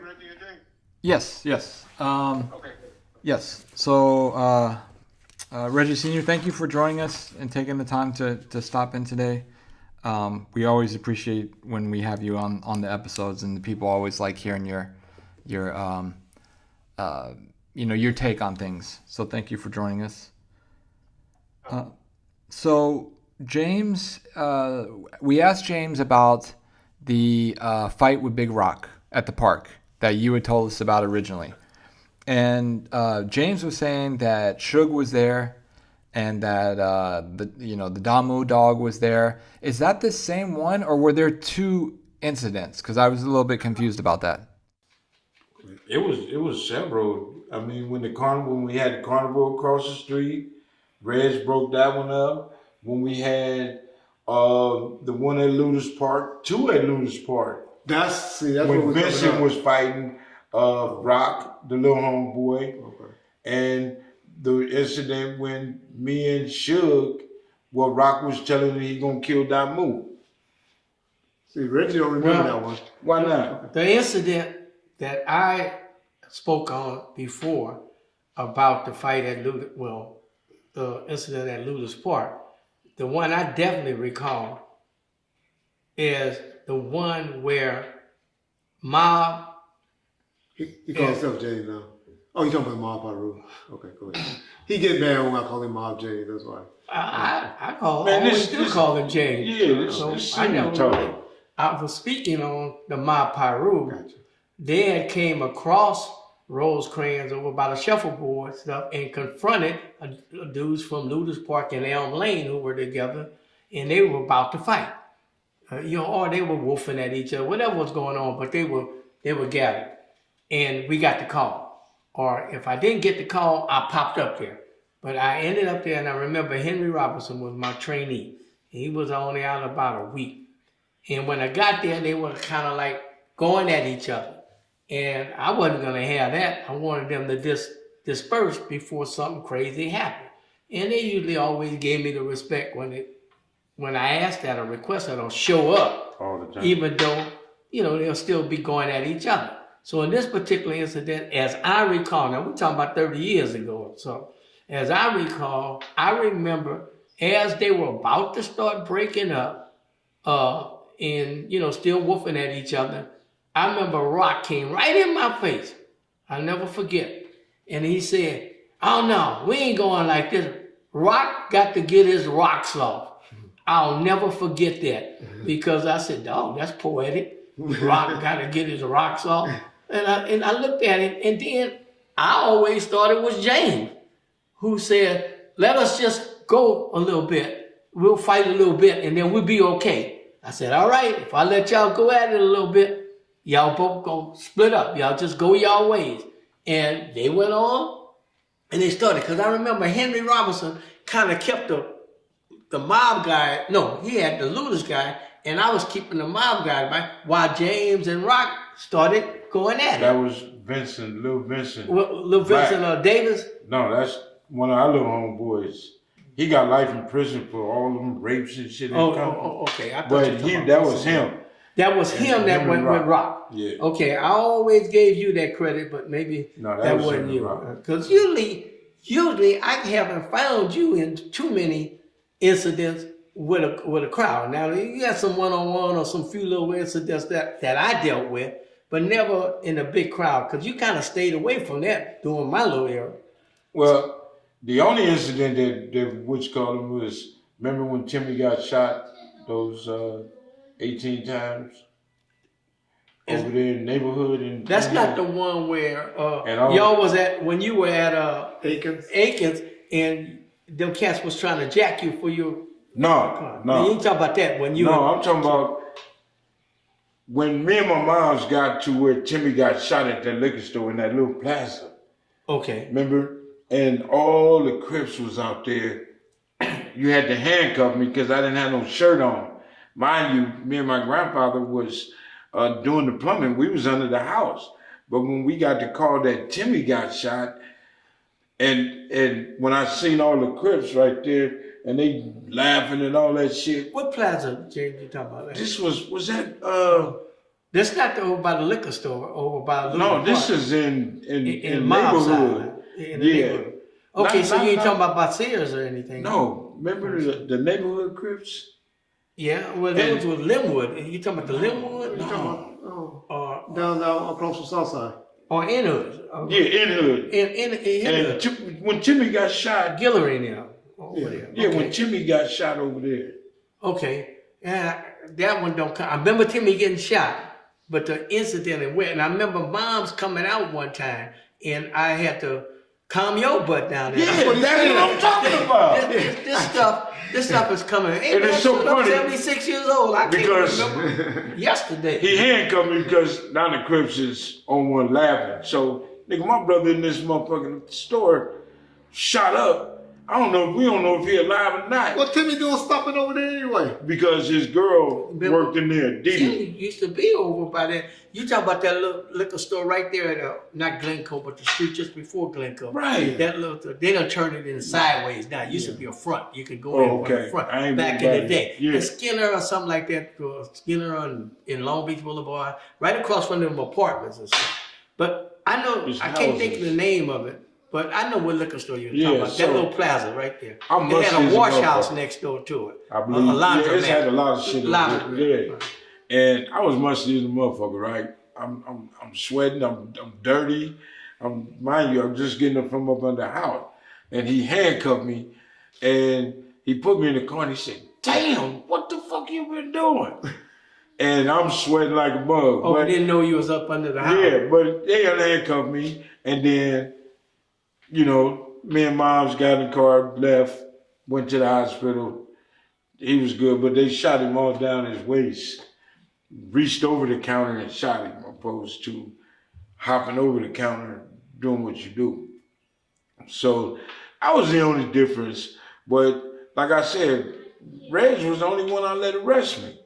When we beat them boys up at Carlin, Yeah, I remember that one. yeah, If that comes back to and I just told the dude, "Don't talk to my sister, nigga. You from over there, stay over there." And they come walking through the hood, and I was like a no for me. But they pressed charges, so the police looking for us, and we hitting gates, and I ain't giving myself up to nobody. Yeah. And then Reggie went to my mama and told, "Man, tell Jay he got to turn himself in, he going to jail." And Reggie came and got me, got Drew, and we went to jail for the shit. You know what I'm saying? But come the police just ain't taking me to jail. Y'all can't do that. I ain't fucking with y'all like that. So it's a lot of history, man. Hey, James, take me back, though, because now you got me trying to remember when I was talking to Reggie about it, the incident, I was just splurting out as it was coming to me. Mm-hmm. You know what I'm saying? Half the time he would have to correct me on something Right. because I kind of lost or getting it mixed up. But on that particular incident, till today, until I'm sitting here talking to you and you telling me that wasn't you fighting with Rock. It was Lil Vincent. Lil Vincent. But my thing is, I know somebody, but I thought Lil Vincent, really, I thought he was from Elm. No, that one he is. Vincent Davis is Vincent from, Davis yeah. is from Elm, I know. Yeah, but I'm talking about Lil, there was some other guy, Pyru, I'm thinking about, I thought was Lil Vincent. But I actually thought he was Not B-Dog. You're not thinking No, Vincent that's Buchanan. anyway, whoever was fighting with Rock, he was from Mob, is what you're telling me. Were you there though? I was there. Okay. Yeah, I was there. Remember? But it wasn't no dog there. Suge definitely wasn't You there. said that's No, another- that's totally Yeah. different. Okay. Remember? The store on Stockton. What's the name of the little store? The little candy store. Oh, the little candy with Across the street from Floyd Noyes. My boy and his wife used to run the Yeah. store. And Renee store. Right My down cousin. My She cousin. used to live in that store. She bought so much stuff. We call it the candy house. the candy house. Right. I know. Okay. He lived right down the street from the candy house. Okay. Grew up and wound up became a serial rapist or some shit. Oh, You remember we? I think not Michael They Tate. called him Black. I think Not he was- Michael Tate. Michael never Tate, but he was over there. By Michael Tate the one. I know what you're Yeah. talking about. I remember all the rapes and stuff. Yeah, Homeboy, and that he just went like Crazy, serial rapist. he ain't crazy. He just and he was a had as a little boy, had a cool little physique. I'm I boy wouldn't White doubt Deuce that. though, because that's where White Deuce and them grew up at. The Jordans. Yeah, that's Yeah. But anyway, though, James, on that, just so I can close my little brain on that incident. That incident there almost got me fired. Why? If it wasn't for a couple of people who were in my corner, like Yuri Right. and Evelyn Malachi, they were my sergeant and my lieutenant, because I allowed them to fight, because I knew if I let them do what they wanted to do, or Rocks get his rocks off, they were gonna go, okay, Red, you did yours, we gone. And that's exactly what eventually happened. But because I, as one policeman with a trainee, allowed, and I mean, it was about 50 guys out there at least. I mean, it was It was a group lot of from people. East Side. You had 4 different neighborhoods out there. There you go. And I sit up there and I let them fight. See, What was that's the something four? I that heard y'all police- say looters. I heard y'all say Elm and Mob. What was the? It was Elm, Mob, Looters, and shoot, I wouldn't think. Cross Atlantic? No. No, not the other one. Hollywood. Hollywood. A bunch of Holly guys. I mean, it was just that. Everybody was against Mob. Yeah. Because Mob was just striking up. And they didn't want to accept it. You understand what I'm saying? They especially Elm, for some reason, they just didn't want to accept Mob coming up. It was guerrillas. And that's what it was all about. But the thing is that it almost got fired, because if I would have pulled something like that today, I probably would have been in jail myself, because of the liability part of allowing it. Because if something would have went down more serious, and all of a sudden you say the police is standing there refereeing or something, that's a bad look. But the guy that ran the gym, I'll never forget, little Tony Fletcher, Flanagan. Anthony Flanagan. Tony Flanagan. Tony Flanagan. He was the and I respected. He kind of respected me too, but he didn't like the gang stuff because he wasn't part of that. But he was the director. He was standing over there by one of my. Because he stayed in Looters. Yeah. He was really with all the Looter dudes. Yeah, well, he stayed right there on the shoot by sitting on Saunders in the apartment. But anyway, long story short, the thing is that I allowed that to go down. Right. And it kind of went down the way I wanted to do, as far as getting them to disperse. But one of my officers who backed it up, he's deceased now, rest in peace. I'm not going to even say his name. He was standing over there by the gym with Tony Flanagan. We're over by the street, by the shuffleboards and stuff, right? Because I'm trying to get them to go across and disperse, letting them fight. And all of a sudden, when he got to fight, when Rock and them got to fighting, Tony Flanagan, nah, that can't happen. And I don't know why he would say that. And he did, and he told him He's a buster. he need help. He need help. He said, we need police here. We need police here. And I can hear it, but I'm watching the fight. And Danny Correa gets on the, damn, I said his name, but I said it earlier anyway, rest in peace. But he was kind of a little, didn't want to get, he couldn't stand that kind of thing. He was scary. I don't want to say it. He said, but anyway, Danny got code 9. And then that's when he starts saying all that, you can hear the sirens coming, and then that's when everybody broke up and they kind of went their separate ways. But you know what? If they wouldn't have showed up, cats was gonna fight. They were gonna be gone. It was gonna be done anyway. It prevented, and I say till today, it prevented it because you guys was gonna just disperse there because I'm. Well, it's a long time ago now, so I can say this. You had several people with pistols. You had several guys that wouldn't finna take no fuck that and walk away from the situation. And thank God for Rock to say, if I can fight, get it off my chest, everybody went their separate ways, no matter who win or lose. There you go. It's done. Now, if you didn't have the police there, the first motherfucker that got in the middle of that fight, everybody in it. Yeah. And when everybody get to fighting, what's gonna happen? So now we finna start popping. Somebody that ain't got nothing to do with this is finna get shot. Cause niggas is running and ducking and shooting. Somebody gonna get hurt. Could have been somebody inside the gym. Right. So then them standing in front of it. And this is what I tell people, and I say it all the time. Go back and look. If it wasn't for you to police the way you did in the hood and how everybody respected, we'd have had a whole bunch of killings. Oh. We'd have had a whole bunch, all bush to the side. Yeah. We'd have had a whole bunch of shit. Because I've been stopped several times. Go sit your dumb ass down. With the honest truth. All right. Okay, Reg. I told him, Reggie, I killed this mother. I did this. Remember when I was at home and on one and got to saying, remember that over there? Remember that over there? You were in the back. And he, boy, I don't want to hear that shit. Take your ass in there. I'm going that off of my auntie the whole night. So what I'm saying is,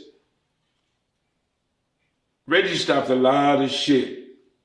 And that's from the South, from Tanner's, all of us. So if he didn't, we'd have been at war way before 2002 and the other times that we had issues. It would have been on a long time ago. Because remember when God damn, I just said his name. The little homeboy got killed by the Lionwoods. Top Dog. Oh. When Top Dog got killed, if Reggie didn't come after our fight in Limewood Park and all that other shit and just talking, you niggas need to stop this, whoop whoop. I think that issue would have been going on way longer than what it did. But both sides understood. You know what I'm saying? This wasn't hood shit. Just two motherfucking kids. And it was done. And I had to get them to understand what Reg was saying to me, conveying to me, like the rest of them cats in Limewood. You know what I'm saying? So at the end of the day, if we didn't have a Reggie Wright right there in Compton, because I didn't respect I didn't respect no Compton police officers that really like, I'm finna let you take me to jail type of shit. Yeah. And it would have been bad. And a lot of it would have been bad for me. Because they'd have been whooping my ass on sight. But we need that in every hood. Yeah, that type of policing. Yeah. And Willie Williams, I remember Willett, was it Willett? Willett. Not Willett, no, not him. He was the worst cop ever too. But Williams, the one that came from Philadelphia, the police chief. Willie Williams, the LAPD chief. Yeah, he tried to bring that from Philadelphia. That was the first time I ever heard of community policing. But always, when he tried to bring that after the riots and Daryl Gates got fired and all of that, and I said, well, when he's talking, that sounds like what Richie been doing. Seems like all my life. Period. Police, community policing. And you need that. See, and that's the difference. Reg, when he was out there, everybody know him. You might have one or two that I ain't fucking with him, but everybody, nigga, that's Big Reg. Nigga. They live on Pine Street. Yeah. So, I mean, like James McDonald, the McDonald's, we was good. We understood that. And not just Ulysses, I mean, Jaws was good. Yeah. You know what I'm saying? That You was very his younger city. brother. Yeah. Yeah, that was also on the police. We So- never talk about my Uncle Giles. Yeah. But he was there, and he was young. He was only like 10 years older than me. But he was a very young officer as well. We're just having good police, right? And Ulysses, my uncle Dobie, that he's talking about, he was the one that ran, coached most of us in baseball. We played baseball for him. And football. At Gonzales. Oh, that's what I'm saying. The president of Linwood Pop Warner football during most of our, childhood. Right. So yeah. So just good men in general. You know what I'm saying? But being on the police force, I think that's what all neighborhoods, whatever you want to call them, that's what we need. Yeah. We need somebody to know us. Because if you don't know me, How you you not gonna finna just go and do this and say that to me. Yeah. Ain't happening. Yeah. You know, I can't respect it. And that's why a lot of motherfuckers is getting hurt out there, because some cops go to work and they already got an attitude. And I've always said this from the beginning. Police officers are just like me. They're human, just like me. When the wife don't give them no pussy, they get an attitude too. When something is fucked up or somebody tripping, and some of them tend to bring that to work with them. In every profession. Okay, so when you have that, complying don't exist when you there. Don't look up, Reg. Let me finish. Okay. And your hands on the car and you get hit upside your motherfucking head. But then that's dirty. That's wrong. Those type of cops, you couldn't even do stuff like that. But once he took that initiative, now I'm on the defensive. Even if I ball up, Man, I'm telling you. put your hands down. That particular cop is so rare, though. son is crazy, the motherfucker. That is so rare. We don't. You said it's I rare, haven't but said it I haven't happened saw to it. me. I'm not up here saying I never saw it, but it didn't happen as frequent as people like to think it happened. No, it's frequent because now you got the Well, what phones and James, shit. I believe what James is saying, which is true. When situations go down in the hood, especially with guys that's about the life a little bit and all that, when they have a confrontation with the police or whatever, compliance is not their first thought. Compliance is so far away from, it's all about mano a mano kind of stuff right now. Hey, bro, you can't come at me. How many you saw And win? I'm just saying, How many a of lot you of saw win times that where you fight? don't get compliance, where you can't get compliance. You're not gonna win. Until the phone cameras came out, how many? You're ever- not gonna win. It's not the point. How many? And that's the only thing. Every police Don't officer do I it argue there. with. Let's fight it somewhere else. And that's all I'm trying to teach people. Is do it somewhere else. We don't have to do it out there in the streets and doing it. You're not going to win. Very few people win. Very few people we catch it on tape. Rodney King incident. Do you know prior to that Rodney King incident happening and they're getting caught on tape, I probably saw that in my career. And even just riding along with cops that went on to jail probably 50 times. 50 times. Well, I don't. And you have too. yeah, well, but the thing is, Different. naturally, the first thing that should happen in any, not confrontation, but any contact, any kind of contact with the police, and they request that you request or demand or do whatever they do to try to get you to comply so they can do whatever they want to do besides whooping you behind for no reason, then you should try to at least go along with it. You can talk a little here or whatever, you shouldn't talk any, but at least do what they ask you to do, then deal with it later. That's your point. But what I'm saying is, and going and being there myself, I don't even talk about my police days, just watching it. Once you automatically have that contact with the police, it's gonna jump off wrong. I don't care, you could be the angel in the project.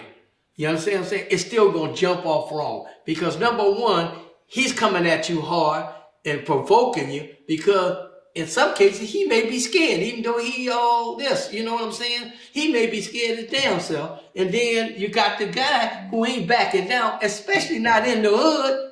He ain't gonna back down, so that's why you automatic. Compliance is not even a consideration in most cases. Right. Should be, but it's not. How many- But the police, hold on, but the police have to have the mindset to to de-escalate the situation and not provoke it and try. Because like he is saying, okay, homeboy still won't comply. Like I used to talk. I had cats that wanted to come at me and talk here. You know, I used to step back. I used You to was a different type of cop. let me finish me. Okay, I hear you. I would step back and I would say to him, that's okay. I'm about to call 5 of the biggest white boys I got over here, and I'm going to let them talk to you. I'm going to let them deal with you. I back off like I'm a punk. You know what I'm saying? As soon as I say that, them brothers' whole attitude change. Because they know that could happen. Right. They got a brother here that's trying to talk to him, you know, he ain't trying to punk him. But hey, man, if you want to act a fool, I got people who don't mind dealing with you. But I'm trying, and that's the kind of way I came. And That's you. That's you. I'm trying to tell y'all. Most time it don't happen. Yeah, please reiterate that, because everybody think you watch that on YouTube all day with traffic stops and everything. Just come off talking head to the cops and come off wrong. And all I'm just trying to say is, you're not gonna win 99.9% of those arguments. Saying shit how you say it, because I used to cuss when the police used to come to our house. I used to close the door and open the kitchen window and talk shit. Fuck you, get your fuck ass on. And they just come outside and say, come on outside and talk like that. Real shit. So it's just how you know you got to deal with them. Yeah. 9 times out of 10, especially like Graves and them, 9 times out of 10, they done approached us 2, maybe 3 times, and I had a pistol on my hip, just talking cool and, what up, Graves? What's going on, man? Woo, woo, woo. They don't fuck with you. Yeah. But if you just, man, I don't feel like it today. What the fuck you think you is? Yeah. Get your ass on the car. Well, become contempt of cop. Yeah. So that's why they gonna react. And that's all I'm asking. It's just keeping you in check, and that's what they want. Every cat, like Big Frank. You remember Big Frank? Oh, yeah. Used to wear all the rags like Big Frank. Big Frank had no respect. But when he saw, when you came across us, how you doing, Reds? Laying with police? Fuck out my face. I'm just saying there's a difference. There's a difference. And if we had police officers, if we had police officers that came and conversated and talked, which you do have them all around, that talk to some of these cats, because Mom James ain't the only one to say Reggie was a good cop. Yeah. It's niggas in every motherfucking hood. Oh, Officer Red, oh yeah, man, he cut me a break. Oh man, he cool, that's good people. Wouldn't say shit dirty and slap the shit out of the nigga if that nigga said something foul about it. Happened a lot. You see what I'm saying? So that's what our community needs. I agree with it. I'm just trying to say you don't have a whole of 200 cop law enforcement agencies. You might have 20. I don't even think that high. That have back then. Yeah. Now I honestly can't say, because I don't know. I don't know, because I haven't been on that side of the law in a long time, and so. But from what I see, then I know from my interactions with the cops, when I come across them and they don't know who I am from, when I come off as, yes sir, no sir, you're right sir, I'm sorry sir. Right. Generally, okay, go on your way. But if I go, what you pull me over for? Why you pull me over? Why you? Okay. Well, since I just dropped in on this and said, Reggie, I see exactly what you're trying to do, what you're attempting to do, and you're doing it for the most part, is educate the environment that's out there today. Right. But it's very hard to sit with James and to try to compare whatever happened back in our day versus then in terms of interaction with the police. It's much, much different.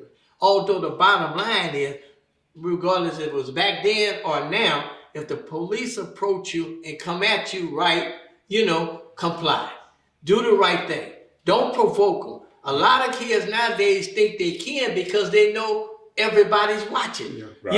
They know they got cameras everywhere. Yeah. So they are more apt to talk here. Right. If I would have been trying to be the police, even with my approach, and I would have got more than I got then, because they respected then, they didn't want to. But now they think, oh, Reggie Wright too. But he do something wrong. He can't hit me. He can't do anything to me because it's all over camera.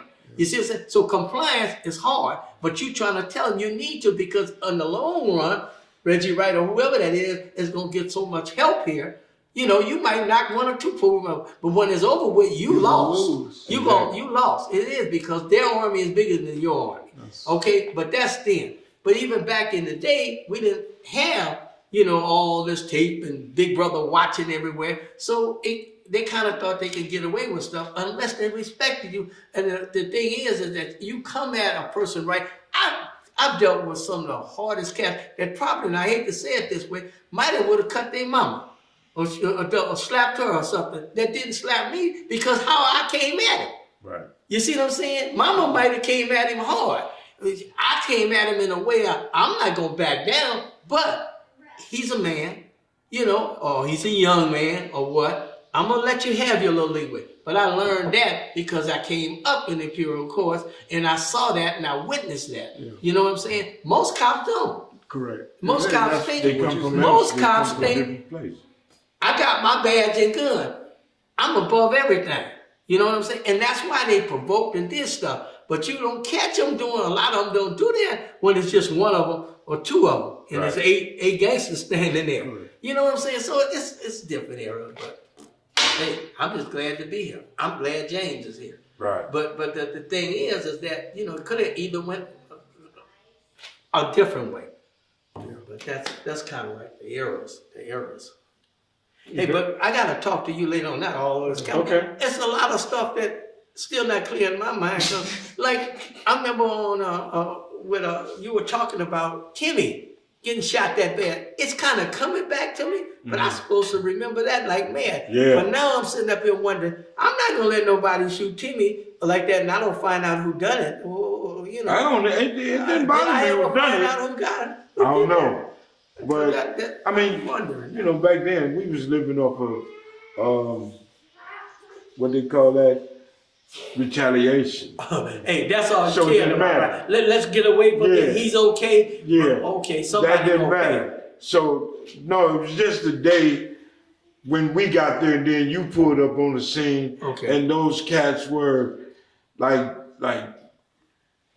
gloating about. Like they got that nigga. Shooting the plow. Were they Southsiders? No, they was in the hood. That's what you said. They came from Southsiders. Cross Long Beach.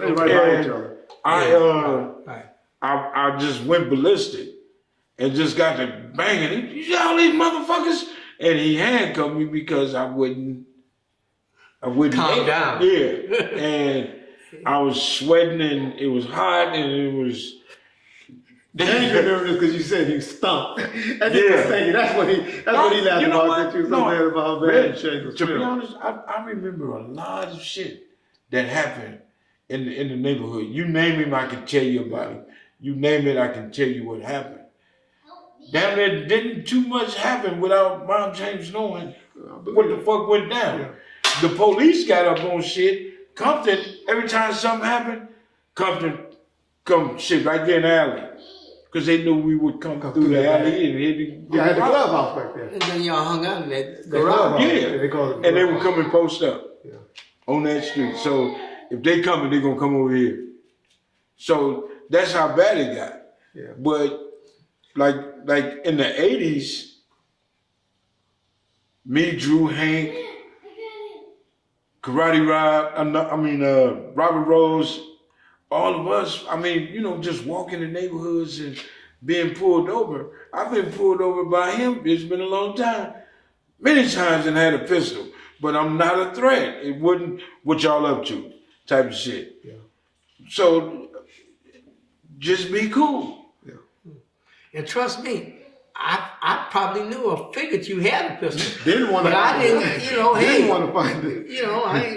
I ain't going there. I ain't lying, like you said, you wasn't no threat, and I wasn't no threat to you. Right. And I wasn't no threat to you. I remember, like when you used to come and check that meter thing, and when I was with Edison, with your jacket on, and when I was a reserve, you used to talk to us right there in the front yard before the gate was there and all that shit, and just understanding and knowing, different shit that you used to say. I've already had shit pretty much figured. You know what I'm saying? And then when you became a police officer, it was like, when this happened? What's going on here? Well, actually, you know, Reggie was always a reserve cop working for Edison. I didn't know that. That's what it is. Yeah, that's what people used to get. Yeah, Because just like you had that expression, and when you find out I was the police, the same expression, exact expression I got from Turtle in Gangster. Well, Gangster was a little younger. Turtle was kind of like Shackler, him and Rob Franklin and all them. I used to be over there all day long collecting the light bill over on Rose Street when they were coming up. Right. They used to have their dice games and all that. You talking about Santana Block Crips, y'all. But I got along with them because, like I've said before, you know, I used to have to cut their lights off when their mamas or something couldn't pay the bills and stuff. But I was and sure we're talking about Turtle on that because Gangster got real offended about that. About what? Not Gangster. Yeah. I meant Turtle. Yeah, I was over there. Gangster lived over on Elm. He lived in a different area. And I didn't have to, I wasn't there cutting off his. Yeah. But I would be there for whatever reason, having to do with innocence. Yes. But I'm talking about where I used to call, you talked about the garage in the back and coming up the alley. I used to tell everybody that's Mob's headquarters. Mob headquarters. I used to refer to Rose Street in the driveway and stuff as Santana Block headquarters. If you want to find something, you go over there, because they'll be over there shooting dice or hanging out. But the thing is, I was known as the light man.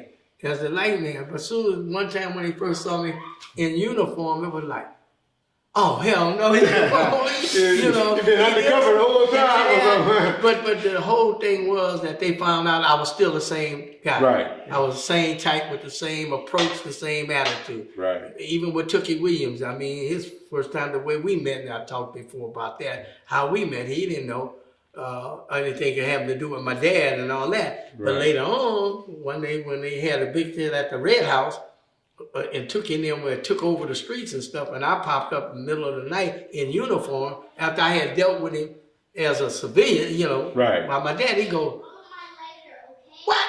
Is that you? You the police? They wasn't using the term popo then. Right, he said something. He said, hey man, this is my nigga. He said, this is my nigga. And I'm in uniform, the other cops are looking. They're looking like that. And then he said, what you want us to do? And I said, I need y'all to break this up. You know, we can't have y'all take a, hey, Red said, let's go. And they all got in their cars and just like the Lord appeared. And that's when the police on the scene should have been like.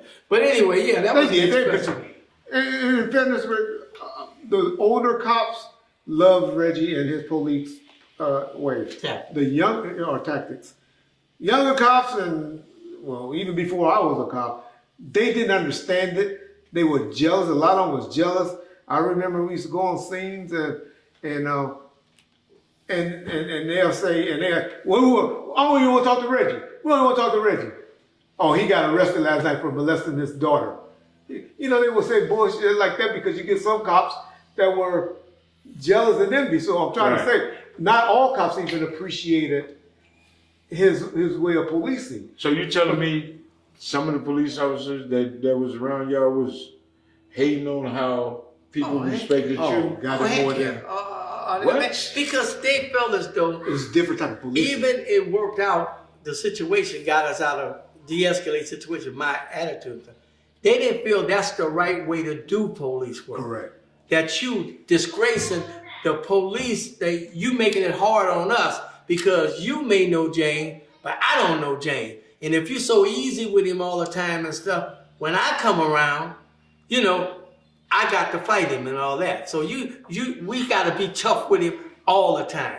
Bull. But it took a little while for a lot of them to figure out. And I was that way. Right. It took a lot of conversations with him telling me 5 years probably of my career, 4 years at least of my career, telling me, where do you get this shit from?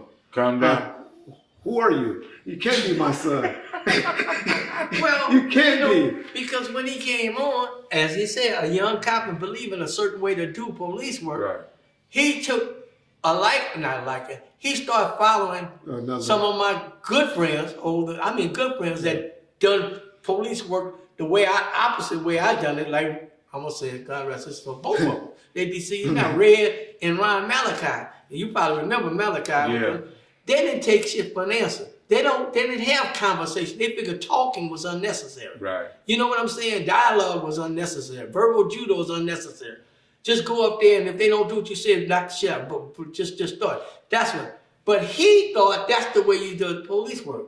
So he started following their way of dealing and not accept mine. Where the guys in the hood, not you, so because he knew you and but them Crips and stuff hated him because they said, that ain't your son. They used to think Fred Reynolds was my son. Said, that Reggie got a vote, that ain't him, until they see Wright on his tag, you know. But they used to tell me all the time, hey man, that sucker guy, that ain't your son. Yeah, you know, that's right. Ron Malachi's son. That's real. Right. But he had to I learn. was young. He had I was to 19 learn. years old. It He took had me to a learn. while. And it took me 4 years, 5 years to learn that ain't, you know, The best way to handle and how quick management of Steer frowned upon that and didn't have your back or would roll you up. And that's why I always tell you about complaining. And that's what I always say. I may get away with it once. I may even get away with it twice. You get those same type of complaints or copy of a complaint 3-4 times. A good management, like that police chief in Memphis and all of that, how she jumped on that stuff real quick. Mm-hmm. But you got good managers out there be like, oh no, Set you're you not. down. And we had that incident in Compton, and we had that type of law enforcement around. That's why it always bothered me when Compton was crooked. They were this, they were that. Like, no, we had some buttholes. But even the cops that I talked about that did it the other way and that you know, kind of follow their methods and stuff, they did that because that's the way they were taught. Correct. They didn't have guys that came around with a little verbal judo or came from the hood or something and knew how to talk. So they thought that was the right way to do it. So they didn't even like the way I was doing it. Yeah. When I started doing it, they didn't talk against me because we were friends and stuff, but they didn't particularly care for it. And they didn't train you that way. That's what I'm trying to That's say. the Was key. That's the key. it was kick ass, take names. Us against them. Don't be out partying, hanging with. Like I used to get, and I told you later on. Oh, I learned a word I never heard of before in my life. What they call fraternizing or fraternization. Oh my God, y'all just don't know how many times I done heard that word. And later on, but that's how they thought. That's what they were taught. It's us against them. I mean, they taught you that in the academy. Me against them. Well, that's why a lot of policemen didn't understand a lot how I was able to have dialogue with or Right. you to comply with all that. They didn't care about I was raising projects Exactly. before. And wait a minute, this ain't the way you do it. You know, and they just didn't understand that. Well, that way works. So Well, we learned it. they should have followed that. Learn They behavior. learned it. It took a while. Yeah. Can each of you tell me your whether it's a crazy story, whether it's a funny story, but your most memorable fight, and it could be in uniform, out of uniform in Reggie and Reggie Sr.'s case. James, it could be the gang stuff, it could be before that, the school stuff, it could be the biker stuff, but just any memorable altercations or fights that you've been part of. I'll go first. I remember one time when I was a cop. I think Reggie was definitely in gang uniform or regular clothes, and he was either a sergeant or a lieutenant, and he was out there because he was one of those that rode around in a marked car and all that. And we went to this Mexican bar late at night on Atlantic. And he was, we got into a fight with this Mexican dude, and he was drunk and all of that. And all of a sudden, I just started hearing Reggie holler, because he was grabbing Reggie by his balls, and he was squeezing his balls. And he was I hollering, remember stuff I don't remember. yeah, he was good. So I guess I'm making it up there. I didn't say that. And he was good. And he was like, oh, he got my ball, he got my ball. And I got that dude on Reggie, so I beat the heck out of him. But I always laugh about that one. But my best memory fight, not best, one I'm not proud of that happened that all of y'all done heard about and known about that comes to my mind when I think of fighting is with the strongest nigga I ever ran across. And that was neck bone. I remember me and the smallest cop I probably ever worked with, but he was a killer. He was a shooter. Must be talking about Paredes. Chris Paredes. We was over there on San Vicente Street, and we took, Neckbone was really trying to get away. I always said he was trying to fight to get away, but he was just trying to get away, knowing him now and knowing his mannerism and all of that. And man, I swear, I probably was on his back for 5 or 10 minutes before the troops felt like they came. And I'm surprised Paredes didn't shoot him if he was going to. he probably wanted to, but he probably couldn't because I was on his back choking. And Neckbone was, I tell y'all, this man, and I was probably I wasn't as big as I am now. I was probably about 220, 225 with police equipment on, so that make you about 230, 235. And he was doing push-ups with me on his back, trying to get away. That's how strong. So, and y'all think of 250 pounds on your back, and you doing push-ups. Hey, he's strong in the mug. He's strong in the mug. Yeah, that was one for the ages. Anyway, you want to go? Because I was just gonna say, I just was fortunate in my career. Maybe I just talked a lot and knew how to verbal judo right quick or something and de-escalate stuff. But I can't remember many fights I was in, actual fights, But the one that stands out, and I think about it all the time, every time I'm over by the house, and you might know this, kid, when I'm over by Mama's house and stuff, it was this guy and his wife or lady or whatever lived right up the street, about 5 houses. You remember my boy Johnson? Last name was Johnson. He used to live not too far from y'all house, from the Circle, and he used to work on cars. Matter of fact, I think a car fell on him. Yeah. I forget his name. Henry or I know you're talking about. Yeah, but right. I'm trying to tell y'all a house. No, it wasn't Henry. I said Larry. But anyway, next door to his house, that's this house. There was a guy that lived there, was a transgender. I mean, he was a woman that turned into, no, I'm sorry. Yeah, he was a woman that had changed over into a man. He lived right there in that house with this lady. And he was every bit of 6'8", 6'7", 6'8". So it had to be a man that turned into a woman. Yeah, and I mean, he was big, but he was with this lady and they got into a fight. I mean, he started whooping on her. Mm-hmm. And it was like 12 o'clock in the afternoon, right? Not too far from, because matter of fact, when I got the call, I was at my mother's house. Me and Angie Miles, female. Angie was a great cop. She ended up being the first female black helicopter. I don't know if you remember Miles, Angie. But anyway, Angie was my trainee. And I took the call. I remember running out the house because they said, guy beating up this woman right up. Shit, I could have ran down there. Matter of fact, I think I did. I think Angie brought the car. And so finally, when I get inside the house, he's in front of her and he's standing over her. Because I'm telling you, he's 6'7", 6'8", and I mean, all muscle. But I think he was a woman transgender man, right? Or something. I don't know. But it was some kind of transgender. He wasn't a natural man or a natural woman. Shoot. I ran in there, and he was about ready to hit her again. And I remember getting in front of him to keep him from hitting her, and he hit my behind, right? And I just tried to just go into him. The next thing I know, when I tried to charge into him and try to do whatever, Angie was on his back. She literally had jumped up and trying to pull him down. He flipped her over. Got me, he flipped my butt over. Angie was hollering for backup code now. I didn't even hear no siren. Right. I did something until my ball. All of a sudden, the only thing I could think of, I hope he had ball. And I punched right in like that. And that sucker bent over.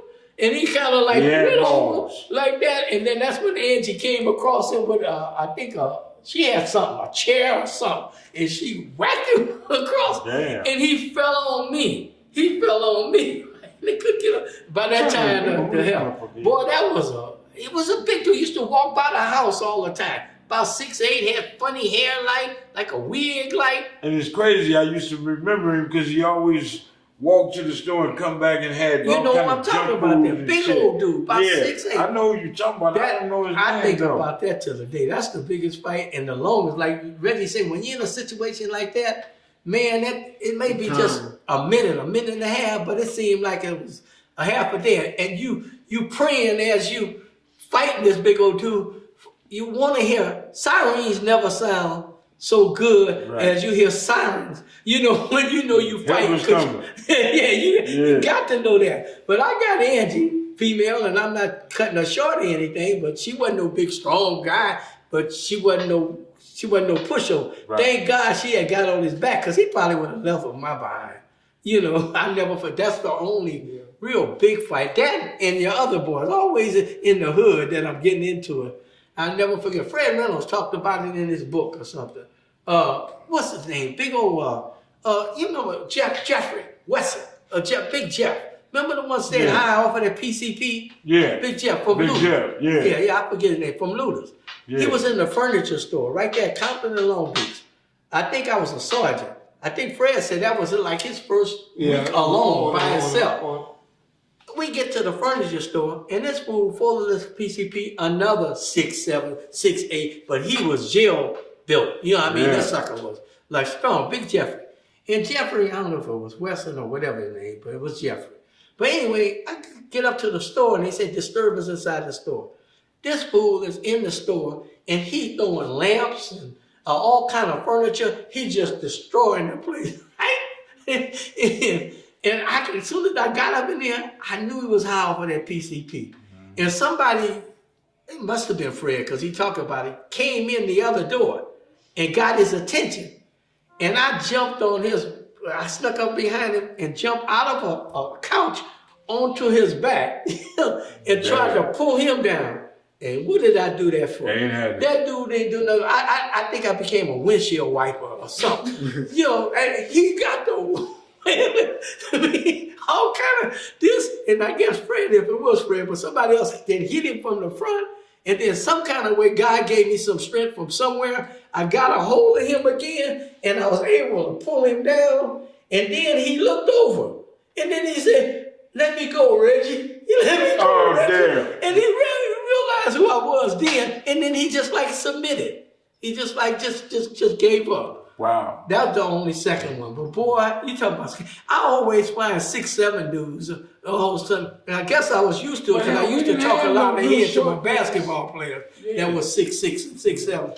But anyway, that's about, Reggie, that's about the only two that I really remember. But boy, I got 900,000. you probably got about 100 of them. 1,000 of them, but I don't even want to talk about none of them. One, we was at a club, and all the homies, they beating the shit out this motherfucker. In Compton? Nigga, no, we in downtown LA. Okay. And basketball players, everybody at that motherfucker, right? I got on the white, all white. Motherfuckers dressed up, kicking it. And this dude, he coming there, he bumping everybody out the way. So they out on the patio, and they attack. But they hitting this dude, he ain't going down. I'm talking about bombing on him. I'm like, what the fuck is wrong? I'm sitting there drinking my drink. Like, these niggas looking sorry, the motherfucker. So I went over there and moved everybody out the way and hit the motherfucker. Then grabbed him, jumped on him. And everybody, when I took him down, everybody else jumped on the motherfucker. I'm like, you sorry, motherfuckers. But was he high or was he on? Yeah, he was high. He was PCP? on something. I had one motherfucker come in the house. My mama, my sister Punky, and everybody sitting in the living room. This motherfucker walking up the street, hollering, stick, stick, stick, served up. And come in the house. And they hollered, Jay! Yeah, oh, kill him. I could have killed that motherfucker. I could have killed that motherfucker. There's so many. One motherfucker, I fucked him up. I had my car parked, started still. We at Melvin them house. Down the street where Motor them lived at on Ward? Talking about your boy Melvin. Melvin, Lake Melvin. Over there with where I'm right across the street, no. Right across the street from Getting Tubs in there. No, from Dan Ray. Your brothers Oh no, he ain't talking about them there. He talking about woo on them house. Oh, he's talking about around going by Aiken. Yeah, right down the street. Okay. Where's Showboat Mama house at? Showboat, yeah, I know And right. You talking about Kenny Cub and I know he said, not when he Kenny said Cub. Showboat. Kenny, but his mama was a nurse. K Dubs. Yeah. So my car started. This motherfucker jumped in my car, trying to take off. I beat the shit out of that motherfucker so bad, but Reg, the motherfucker hit me in my ear, and It was throbbing. with his hand. And I think I was deaf for a minute. And I was like this and shit. And Mel trying to grab the motherfucker and holding him. And I like, fuck this, nigga, you trying to take my car? I beat the shit out of that motherfucker, man. Was it a brother? Yeah. I'd have killed him if he was a white boy, to be honest. Walking in the hood, taking cars just like that. I don't know, I done did some stupid shit though. I done had some stupid ass fights, some good fights.